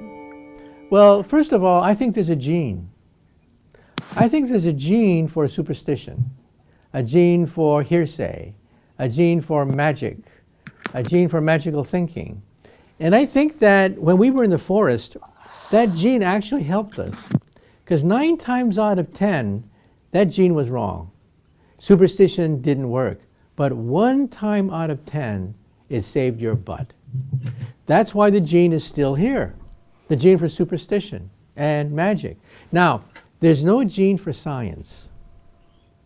Science is based on things that are reproducible, testable. It's a long process. I have to disagree with that. We're inquisitive. We like to experiment. We like to investigate. And that's part of the scientific method, isn't it? Yeah, and I would say that there is a genetic basis for some of that. So I might disagree. I might disagree with him on certain parts of it. Yeah, I would too. Scientific method. It's not part of our natural thinking. It's an acquired taste. It's like broccoli. You have to learn how the power can be unleashed by looking at your diet, for example. So I think 1,000 years from now, we will have flat earthers. 1,000 years from now, we will have people that still do not want to be vaccinated. Okay? So what do we do about it? Well, it's a struggle. It's a struggle that's eternal. Because I think it's part of our genetic makeup. Okay? And there's even a name for some of this superstition. It's called pareidolia. What is pareidolia? It's the idea that when you look in the sky, you see things that are not there. Let's do an experiment. Look at the clouds and try not to see something there. It's very difficult. You look at the clouds, you can't help it. You see Donald Duck, you see Mickey Mouse, you see snakes, animals, you see all sorts of stuff. You can't help it. Recently, the Notre Dame Cathedral. When I look up, I see a cloud. Yeah, I just see clouds. I don't use my imagination when looking at clouds anymore. Well, you're boring. Yeah, so are clouds. Cathedral partially burned down. And sure enough, somebody said, I see Jesus Christ there. I saw the picture. Maybe you did too. It really did. Isn't there a picture of a butt of an animal getting around where they see a face in it? Well, there's one that looks like the Jesus dog's butt. But it was the ashes of Notre Dame. And how many times do people see the Virgin Mary in a glass of tea? So we are hardwired to see things that are not there, because for the most part, they're harmless. For the most part, they do nothing, and once in a while, it saves our butt. And so that's why I think we will have flat earthers. We will have the people who don't like vaccination, because hearsay throughout human history was the dominant form of information sharing. You know, the internet is very new. Newspapers are very new. Science and technology is very new. But gossip, hearsay, slander, rumors, there's a gene for that, okay? So how do you combat it? Slowly, carefully, painfully. It's a painful process, but in some sense, we're going up against our genetic predisposition to believe in nonsense. Hence the reason for oven mitts.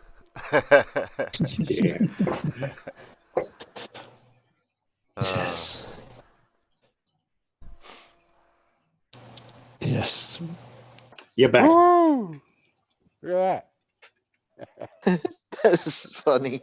You got picked on for showing a sexy video. And we were actually giving proper critique of it as well, stating what was wrong. Yeah.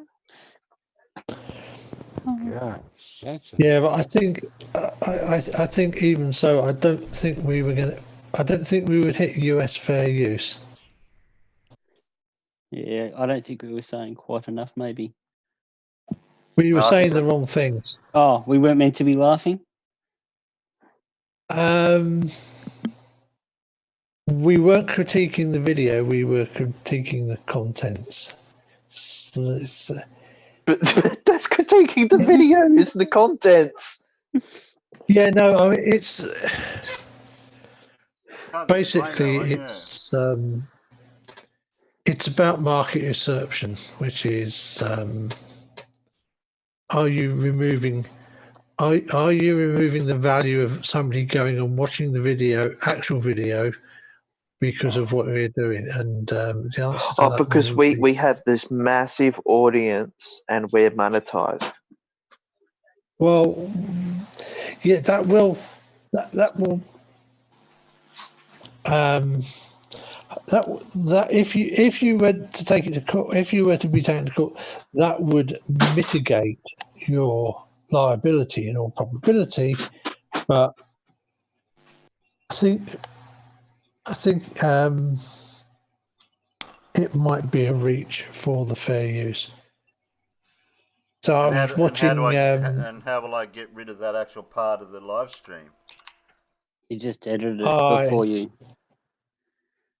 edit it or remove the video, Terry. I don't know how you do that. Yeah. In your on your thingy page, there's an option to edit the video, and you can chop bits out of it. Okay, I'll have to do that.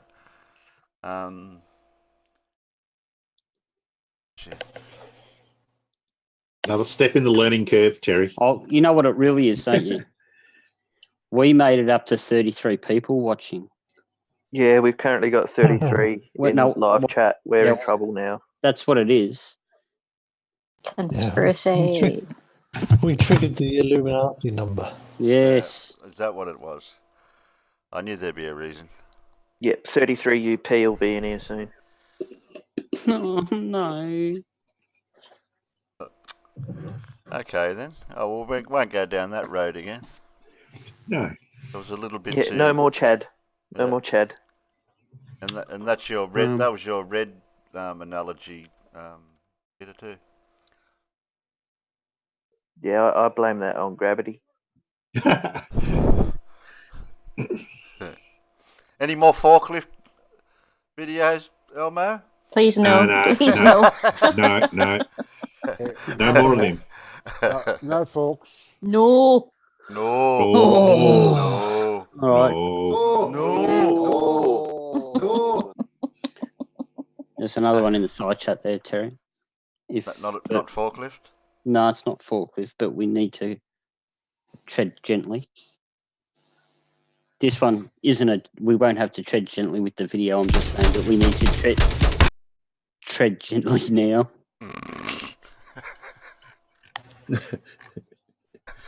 As someone saying, you should pause it if you're going to comment. Don't let it run on. Well, that's what we usually do. And talk over the top. I think we were just talking over the top. I think we've just become lazy. Yeah. The host has become quite lazy. That's what he gets for going to the toilet and making coffees all the time, isn't it? Yeah, but I don't let it play anymore doing that. I've learnt my lesson that way. Well, have you learnt your lesson now? Yeah, not to watch any forklift videos. Forklifts are bad. No health and safety videos allowed. I know, we're promoting health and safety and we get fucking privacy strike health and safety. I think we'll stick to flat Earth from now on. It seems to be it seems to be safer. So you can play with Riley's videos. He likes the advertisement. Terry told you to show my photos. What photos, Carl? Did Carl have some photos? Oh, where'd he put them? I don't know what photos he's talking about. Those photos.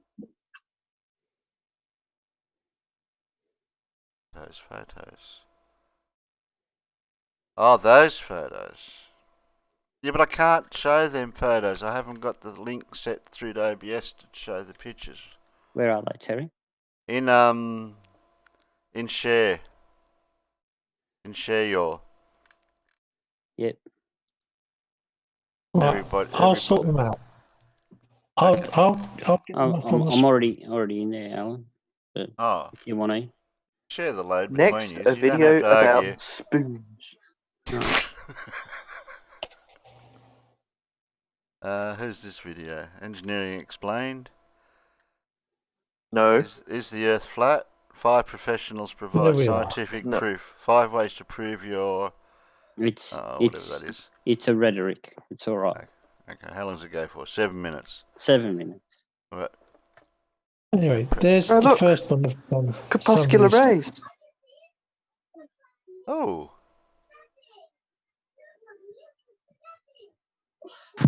Yeah, but a flat earther would explain it somehow, that it's reflecting off something. I think it's an angel flying out from behind the clouds. Fucking Are you pareidolia. seeing the second one now? Or is that still... Yeah. No, that's the second one.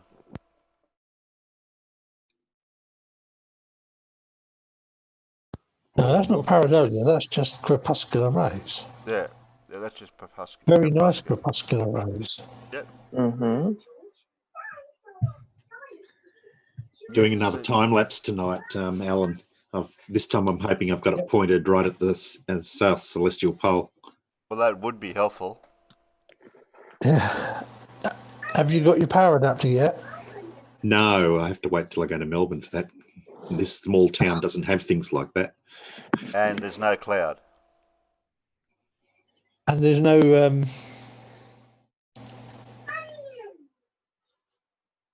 there's no Amazon delivery in your small town then. Well, or there does is. that take weeks as well? Yeah, probably. It'd have to come back on the next plane. Next horse and cart. Yeah.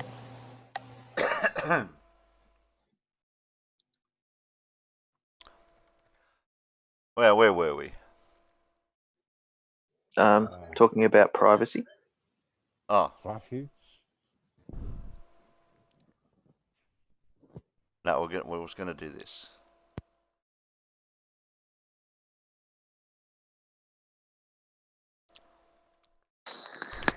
Five experts, five facts. I watched this one. It's hilarious. Oh, God. So you're an astronaut. Indeed I am. I don't know if you noticed, but obviously an astronaut. Yeah, I see that. You don't really need the astronaut thing here. I mean, I have oxygen. Well, you can never be too careful, Christopher. It's Jason. Whatever. Plus, the ladies love it. Well, I'm sure they do, Neil. It seems you're left with little else to impress them with. Tell me this. Pause. I mean, as an astronaut who's... Pause. You're at 35 seconds. You needed to pause it. We have to make some commentary. I think I've seen that cheap suit somewhere else before. What do you reckon? Why don't we pause it at 33 seconds? No. Technical. Oh, there we are. Because you weren't quick enough. Yeah, also, did he borrow that suit from Kyle? Oh, I didn't say it, but I'm glad you brought it up. They go to the same tailor. Yeah. A $17 suit. I'm still trying to work out why they've got spare tyres wrapped up behind him. Yeah, I know. I like how the tyres are wrapped together with that plastic tape. Banding tape. Yeah. Banding tape. Well, they obviously work in a tyre fitting place, don't they? I've got a sneaking suspicion that this might have been done in a like a TAFE type setup where they do media production as well. You know, like a tertiary schooling type.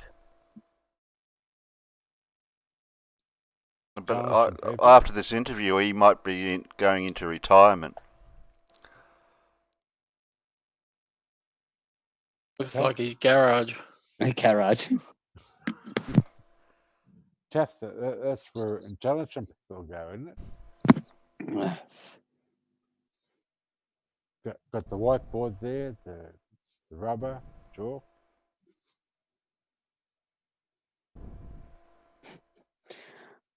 Play? Push. Who's been on the moon and looked at Earth from outer space. Surely you can confirm that it's spherical, yes? See, that's just the thing, Jerry. It's Jason. Whatever. The point is, I was never in space. Oh, okay. Explain further. I've got the ice cream sandwich here to prove it. You see, space camp isn't all it's cracked up to be. It's a 10-year-long training regime, and no one's ever completed it. What does this have to do with ice cream sandwiches? Clearly you've never had space food. After the physical challenges, the flight safety, the swimming lessons, the vacuum training, comes the survival test. You have to live for a week on space food. Oh, easy peasy, we get to eat ice cream all day. Allow me to demonstrate.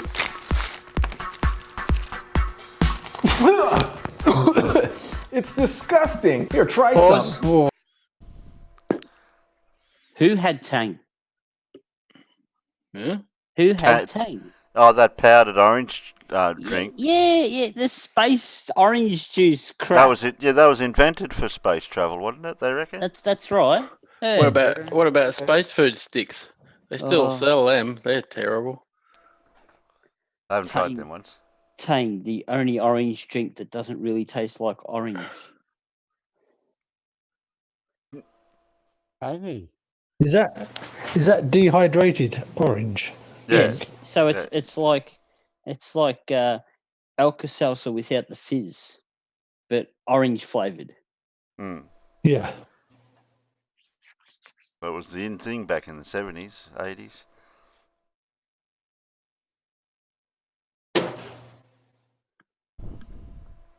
That ball joint, it's only going to take a little while. Play? Yeah, play. Oh, I think I've had my sample.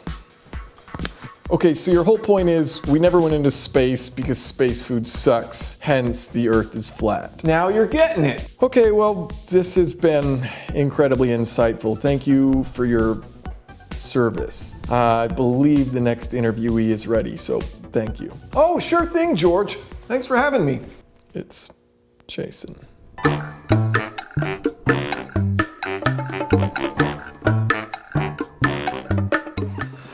I have to pause it. That was 30 seconds.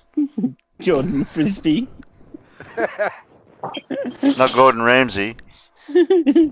Jordan Frisbee. Oh,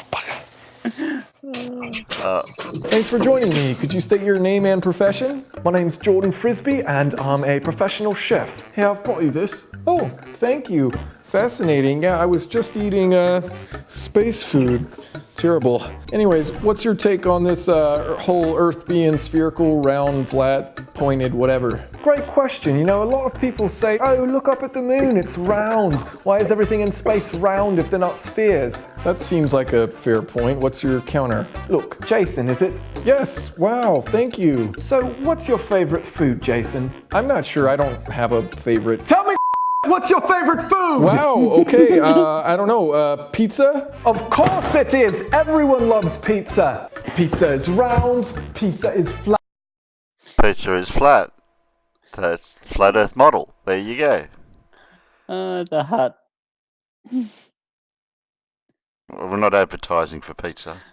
No, they're not. No. Oh God. Okay, so how about this? The moon, right? It has lunar cycles. So let's just say this baseball here is the moon and my phone is the sun. You shine a light on a baseball, half of it's lit up, the other half is dark because it's spherical and the light doesn't wrap around. Same thing happens with the moon and the sun. Well, sure, that's a theory. Okay, so explain to me the shadows on the moon. What? Look at it. Looks like the moon, doesn't it? Oh, okay. I'm convinced. Thank you. Just get out of here. Hungry. Well, he ate half the pizza the wrong way.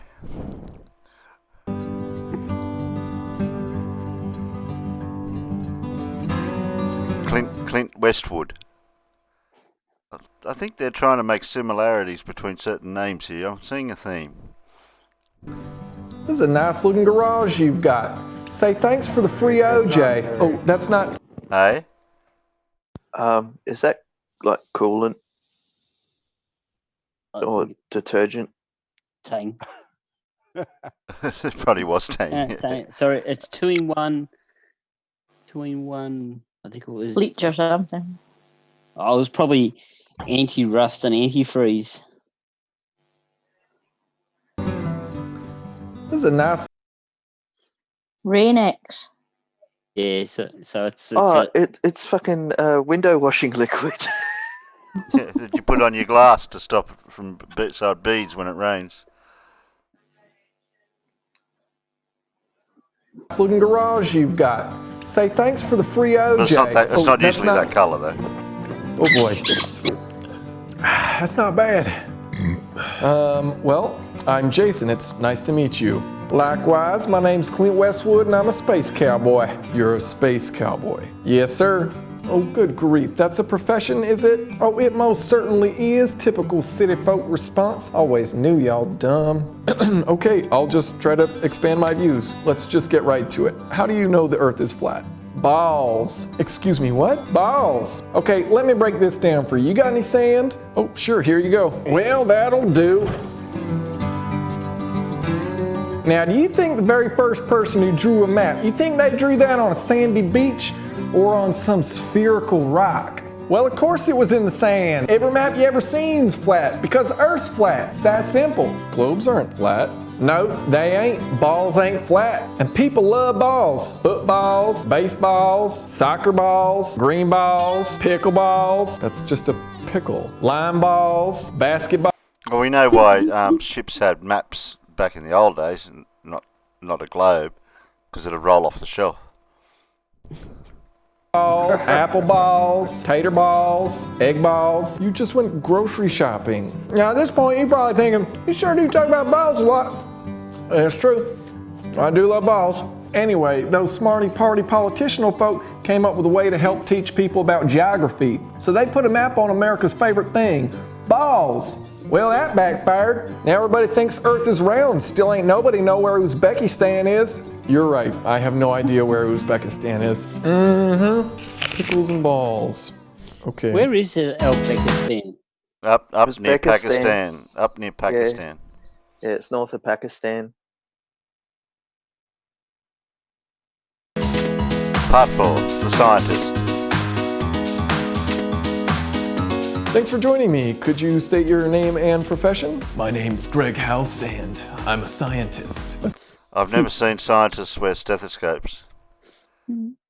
Scientist. Yep. Okay. How do you know the Earth is flat? Hang on. It's Dr. House. Some house. But was that the same white suit that a certain person used to wear out in the field?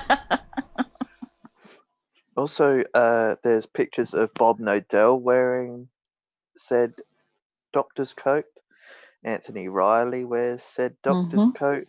And J.M. Truth wears said doctor's coat.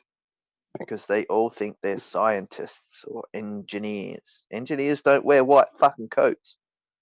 Well, you know the word Stan is a Muslim for land of. You got Pakistan, Islamabad, all the stans. That's the land of. Good evening, Rich.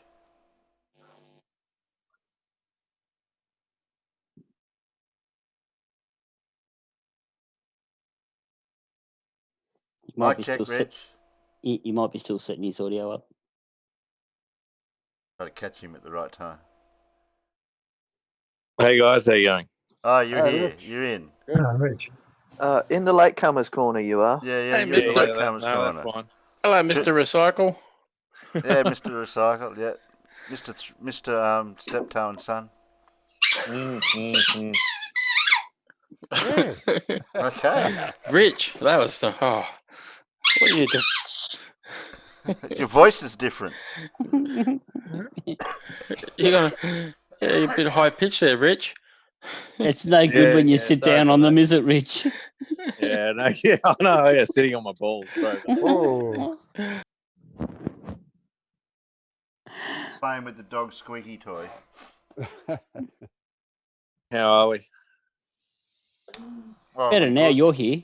We're good. Oh, you sure? Yeah. Well, don't let me interrupt anyway. I just thought I'd chime in and have a look what you guys are watching, so I'll mute. Okay. I don't know what we're watching yet. I'm still trying to figure it out. Right. It looks like a cooking show. Oh, it could be Kyle's. It's Kyle's new cooking show. Where's the How about this? As a scientist, how do you explain the tides? Global warming. Global warming. Yep, it explains the tides. And I'm not talking about Tide Pods. People need to quit eating this shit. What? Nothing. The Tide Pod thing just seems like something a doctor, for example, might say. I guess I just find it interesting that you believe the Earth is flat, but you also believe in global warming. Jason, I'm a scientist. 97% of us have figured this out for years. I'm not disagreeing, I'm just not sure what this has to do with tides, or Tide Pods, or whatever it is you're trying to get at. Well, Tide Pods are shaped like balls. It's obvious why people like them. People love balls. You guys really are in this together. What about the tides? Yeah, so it's really simple. When the ice melts, sea level rises. Ice freezes, sea level drops. The tides go in, the tides go out. Okay. Thank you for your time. I am ready for the next expert. What do you mean? I was told I was the last one. No, you're the fourth. I've got one more. There's 5. I am the 5th. The astronaut, the chef, the space cowboy, the scientist. 5. Oh, God. Can I ask you something? Why do you have a stethoscope? Because I'm a scientist. I've got an eye chart too. Okay, when you're sick, where do you go? The doctor. Mm-hmm. Oh. This is embarrassing. It is. You can leave. Can I check your reflexes? Just go. Now, I know what you're thinking. Jason, we've learned nothing here. There have been no facts. You duped us. And you're absolutely right. This is a Tide commercial. It's not an advertisement. Okay, every April Fool's I do something stupid and pointless. Well, I don't know. I got no idea where the humour was in that at all. It's hard to see the funny side when it's all broken up. It's that you cannot get a straight answer about flat Earth. That's the whole premise of that. Well, they just make shit up. You can't get a straight answer, but you can get a flat one. Oh, is straight the new level? Oh, dear. Dear idea. Oh, does this mean I have to go find something else? Well, you are the secretary. Hey, there is breaking news. Oh. In the Globelator. It has now landed in Hamburg, Germany. Is that? And flat earthers are trying to convince Germans that the that the Earth is flat. I can see where this is going to go. They're going to start building Auschwitz will be reopened. They're going to build that wall back up, aren't they? Oh, fucking hell. Did someone mention Auschwitz? What? Flat earthers and a concentration camp? Sounds good. They might have. They couldn't even concentrate there, but anyway. No, dear. Don't mention the war. Well, they might be able to do some actual research without access to YouTube. Oh, you want another 6 minutes worth of something? How old's that? I'll give you 6 minutes. 6 minutes worth of something.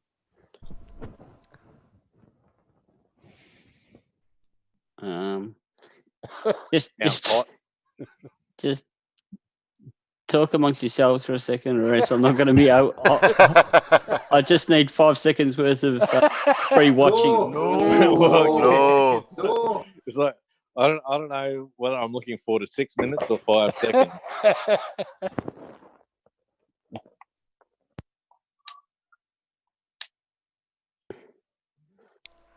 6 seconds. That's twice as long as Alan normally lasts in Wales. It's all right. It's what I used to say to the ex all the time. Be the best 2 minutes of your life. Hey, I guarantee there is no such thing as premature ejaculation. It comes at exactly the right time for me.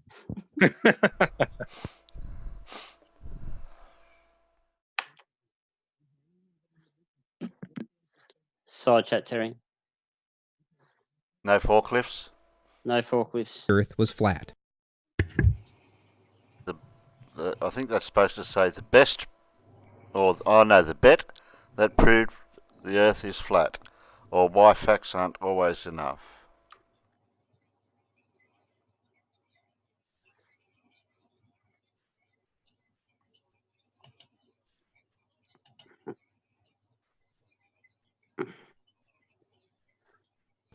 Robotham was many things: dubious inventor, prolific writer, elementary school dropout. But he wasn't much of a scientist. Nevertheless, he passionately believed that the Earth was not a sphere.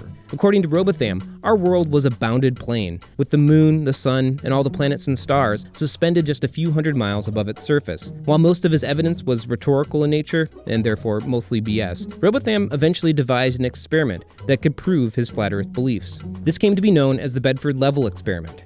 Over the years, he repeated his experiment many times and always came to the same conclusion.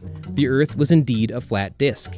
And despite writing extensively about it and haranguing anybody who would listen to him, Robotham's discovery was mostly ignored for decades, until John Hampden made a bet. Hampden was an avid fan of Robotham, and he never missed an opportunity to defend and promote Robotham's flat Earth beliefs. In 1870, Hampden wagered £500 that he could show that the Earth was flat by repeating the Bedford level experiment, unless someone could prove him wrong. Nobody took him up on his wager at first. And why would they? This was Great Britain in the latter half of the 19th century. The sun never set on the British Empire. For that to be true, the Earth couldn't be flat. Most of the world had come to the conclusion that the Earth was a sphere centuries ago. It was settled science.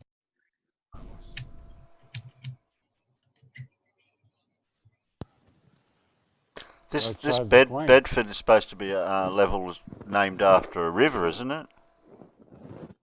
It's actually a little bit of the River Nene, I believe.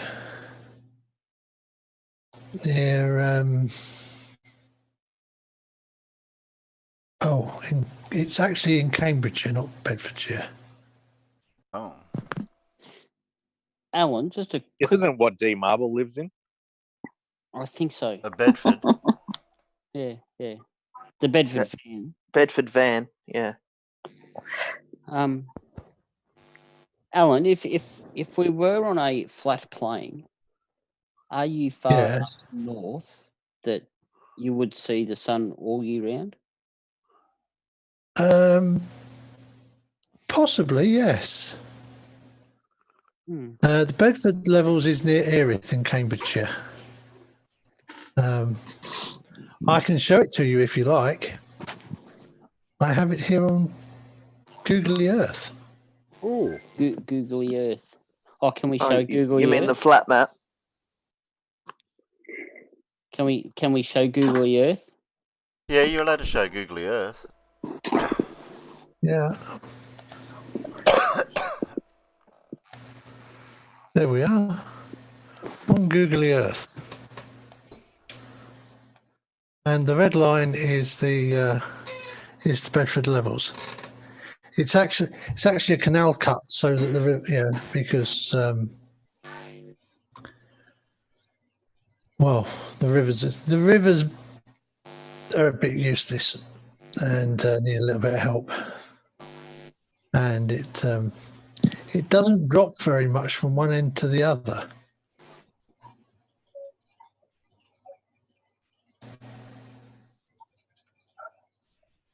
Oh, there's flat Earth proof. Yeah, I know that Google Earth is often off by a bit, and I'm pretty sure that it's actually picking up stuff at the side of the river. But the river here runs from the southwest to the northeast. And it is, let's just say, it doesn't drop very much. It can't, because if it did, it would be below sea level.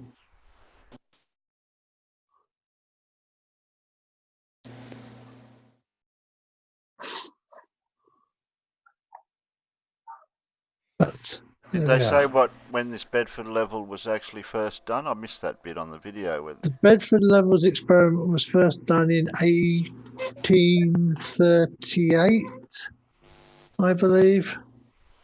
And that canal's been there for probably a bit longer than that then. Well, that canal cut, was there from probably the early 1700s.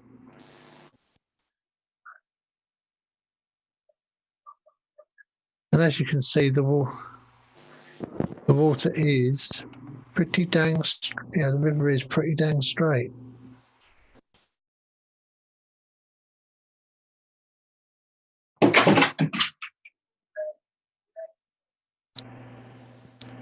And has a road running next to it all the way along.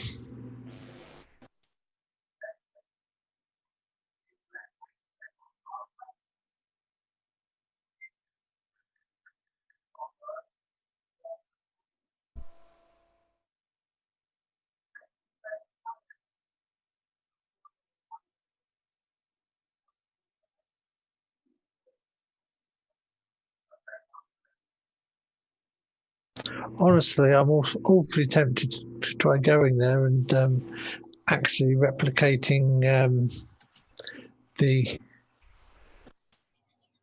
correct experiment to measure whether or not it's level.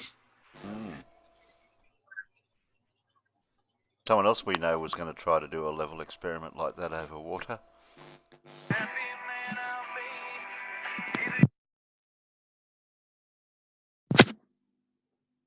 Because dropping 3 floats in there that have got the ability to be spotted when they get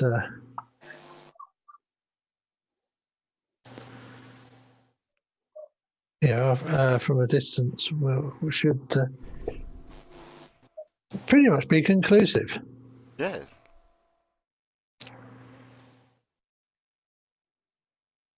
So Hampden upped the ante. He accused the scientific community of purposely covering up the fact the Earth was flat, and thus would not accept his challenge for fear of having their deception exposed. This got the attention of Sir Alfred Russel Wallace.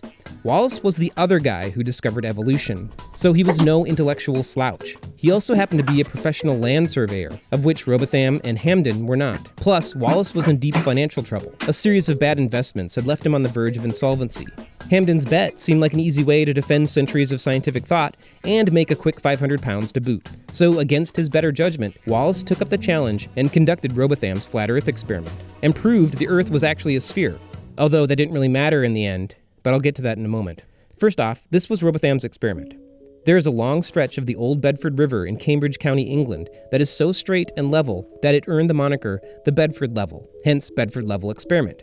The geography around the Bedford Level is so Now, who would have thunk that would have named it that because of that? flat, one could set up a telescope and conceivably watch a flag attached to the mast of a boat as it drifted downriver until it sank over the curve of the Earth. But that's not what Robotham observed. He could still see the flag from many miles beyond what should have been possible if the Earth were truly curved. But the experiment was flawed. Robotham, being untrained, forgot to take into account the effect of atmospheric refraction. Air can bend light in a way that makes it possible to see objects that should be beneath the horizon. This is called a superior mirage. We're talking about the ether band now, are we? So no. It was just, hang on. Did he just say, and correct me if I'm wrong? He just said superior. Yeah. No, but he just pretty much stated that the refraction going through the atmosphere actually works in reverse compared to what we get told by people that believe that it's a flat Earth. So he said that we can actually see further because of the bending light, whereas they say things disappear because of the bending light.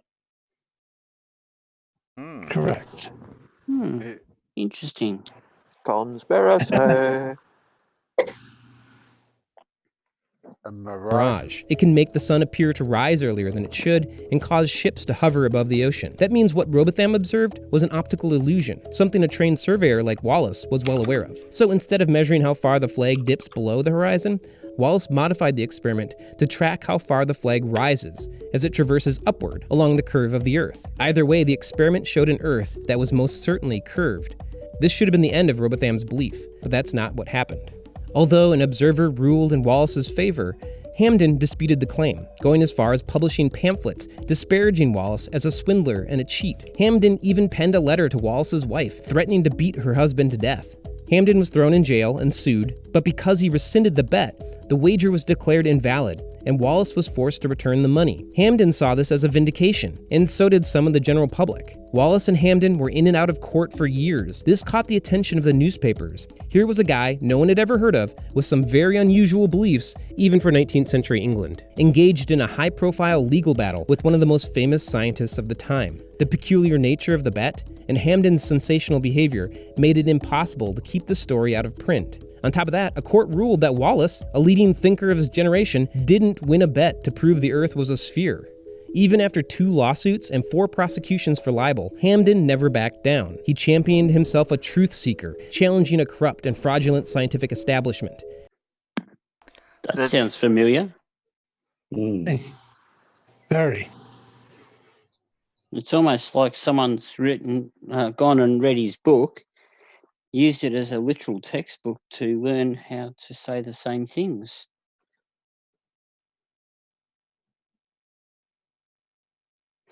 No, not Anthony Riley. I didn't say that. I did. I wasn't actually thinking of Anthony Riley there. I was thinking Oakley. Thinking of somebody else. I was thinking an American. Mm-hmm. Any particular one? The one, the one who refused to recognise both Wolfie's and MC Tombs. Hero. You mean the one that made a bet and then reneged on paying it when someone made a map out of air charts or whatever it was? Yep. When 2 people did enough to have won the bet and kept moving the goalposts. Oh, yeah, that's right. He did, didn't he? Yeah, which he kept on complaining about the type of map, which one they should be using. Yeah, which type of map? They're all flat maps. Yeah, well, if I'm not mistaken, I think the first time Wolfie might have done it on his iPad. Yes, he did it on the flight because initially the bet was on the maps that pilots use to plan their flights with. Yep. Yeah, so he did it on his flight charts, the electronic versions of the flight charts, and then what was it? He turned around and said, "No, I meant paper maps. I meant paper maps, the actual paper maps." So now one guy actually built like a dome out of. Well, start off, MC2 laid the maps out flat. But, of course, when you lay the maps out flat, they don't quite meet up exactly. Yep. So he disqualified him on that. So MC2 then built the frame so that he could literally put them on a curved surface, so that everything met up correctly and the angles were measurably correct. Because it required doing the Great Circle Triangle. And didn't he move it again after that? He changed it that you had to go from one, or you had to go to 3 separate airports or something like that. Or yeah, turn it into I a think triangle. he did. But again,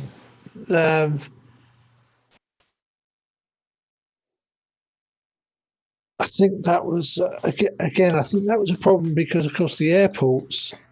Did he not go from the airports I think he went from the airports to start with, and again, because they're real places, they're not. The angles weren't quite all exactly. Yeah, the angles weren't all exactly 90 degrees because he went to the 3 nearest. He went to the airports nearest the 3 points. Yep. And then after that, he moved the goalposts again to stay that he had to do it on, be able to do it in road maps, so effectively within the continent of North America. And obviously, the size of North America isn't large enough to allow you to do the distances required.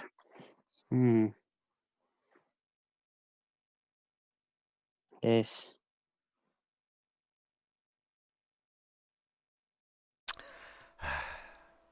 Thanks to heavy media coverage and his ceaseless self-promotion, some began to see Hamden that way. Soon interest grew in Robotham's long-forgotten writings, inspiring clubs of like-minded flat earthers.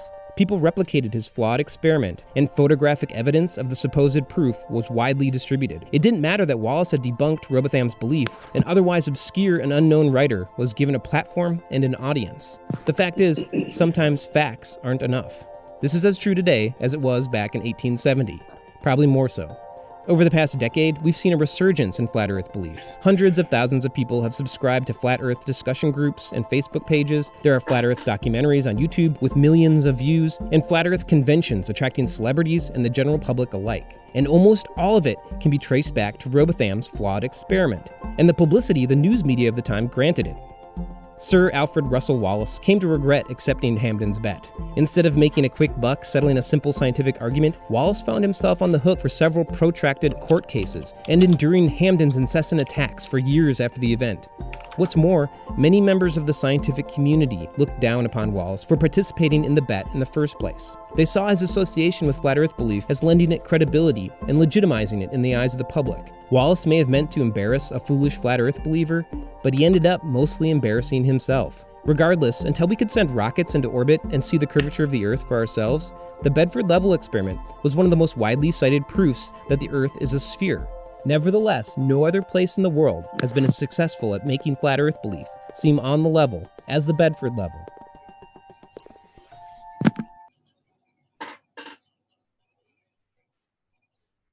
Well, obviously one person might have had more money than the other person too.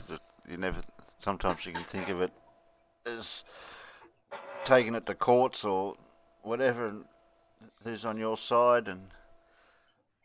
But we have this one piece of proof against all your evidence, and we say no.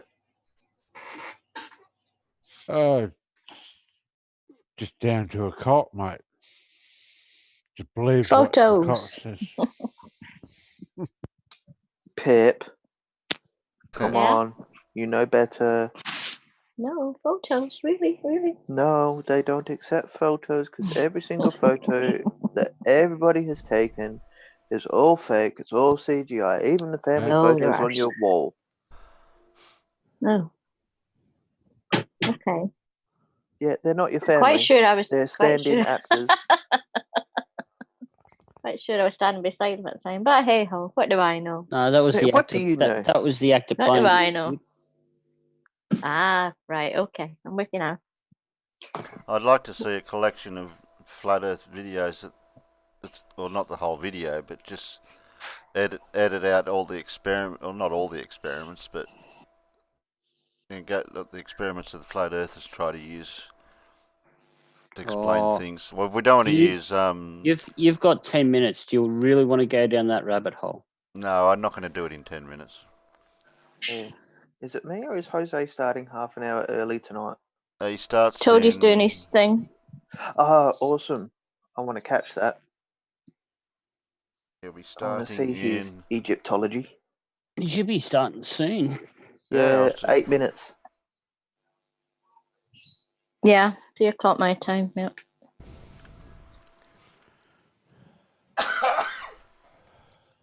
Oh, bless you. I needed that. You can download and show my South Celestial Pole time lapse, Terry. Yes, I was just noticing that. I can't download. Well, I can download it, but I won't be able to show it. It would actually be easier if you actually played it for Terry, because then he can put it into OBS.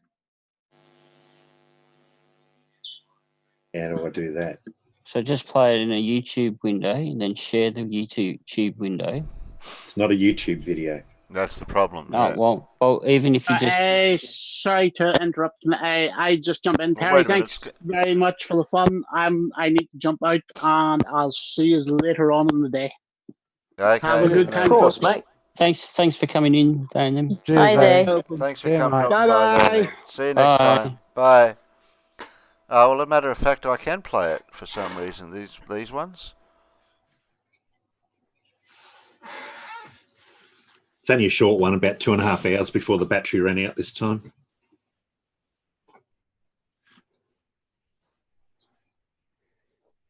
Nice rotation. That's just Alan's in reverse, isn't it? I bet you won't see any of those stars in Alan's sky.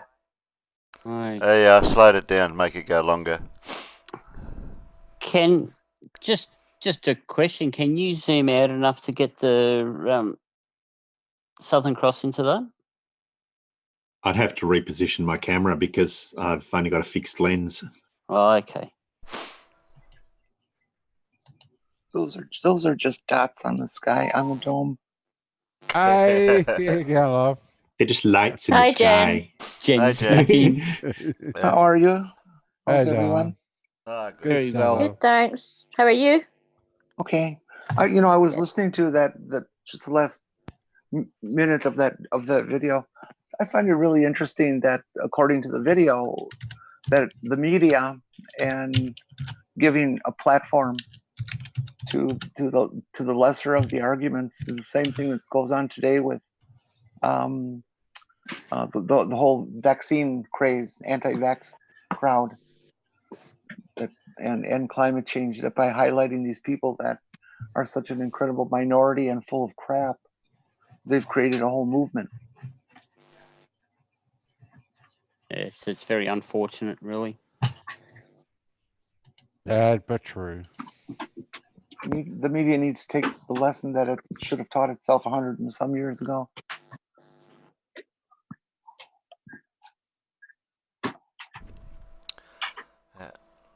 Oh, well, we're not having any more videos, and Jose's going to be starting in a few minutes, so we'll probably end it.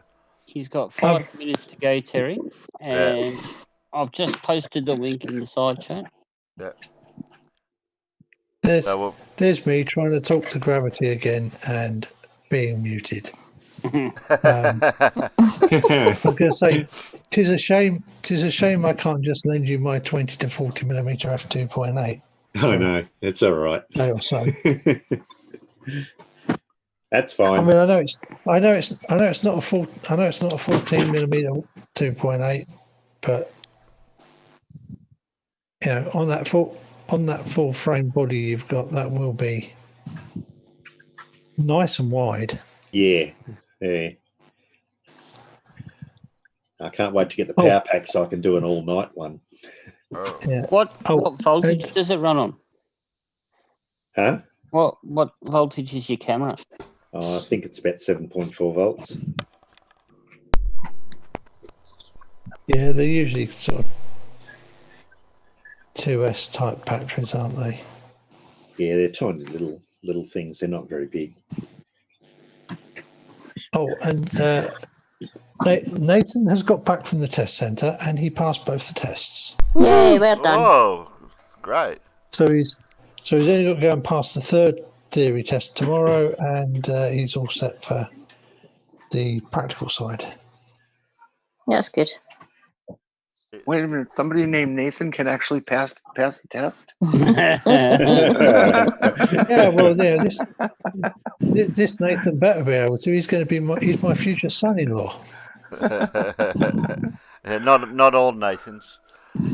So not all Nathans are completely useless. So it's not linked to the name at all. Then it's just a coincidence. Yeah, it's just a very unfortunate coincidence. Well, that's a relief. Well, you just come at the wrong end, Jen, because we're just about to hang up now. Yes, we're about to disembark.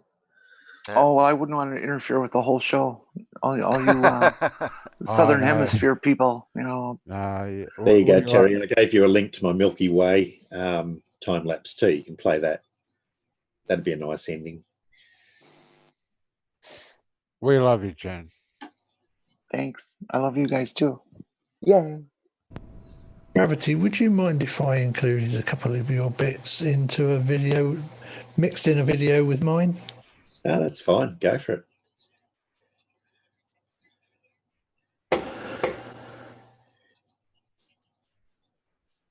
Oh, wow. Oh, that's nice. Cool.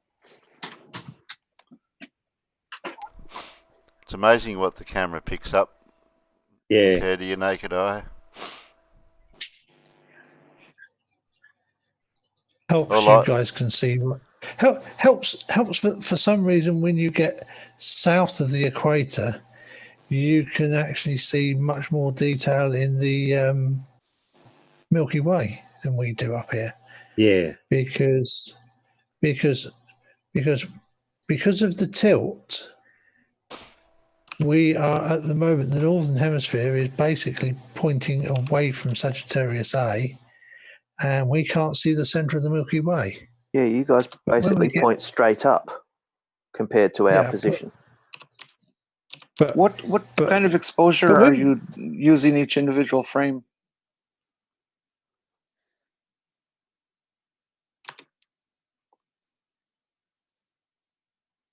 Gravity. What was that? What kind of exposure? That was with a 50mm f2.8 lens at an ISO of 1600 and an exposure time of 25 seconds per frame. Okay, and how often are your frames then? Every minute. Okay.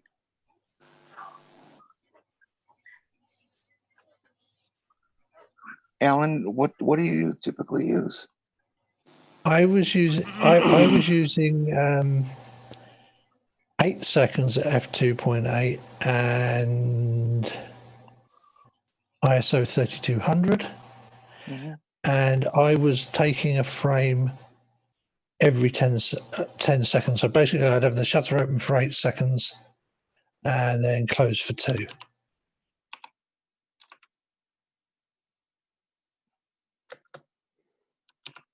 But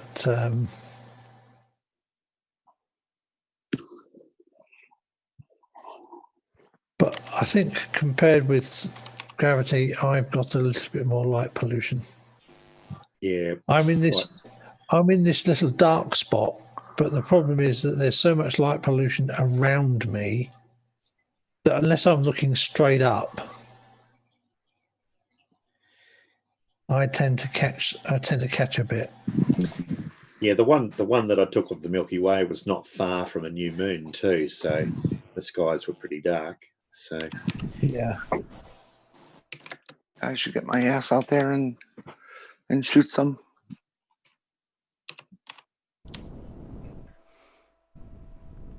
I just wish I had a full frame camera, because then I could get the most out of my 20mm lens.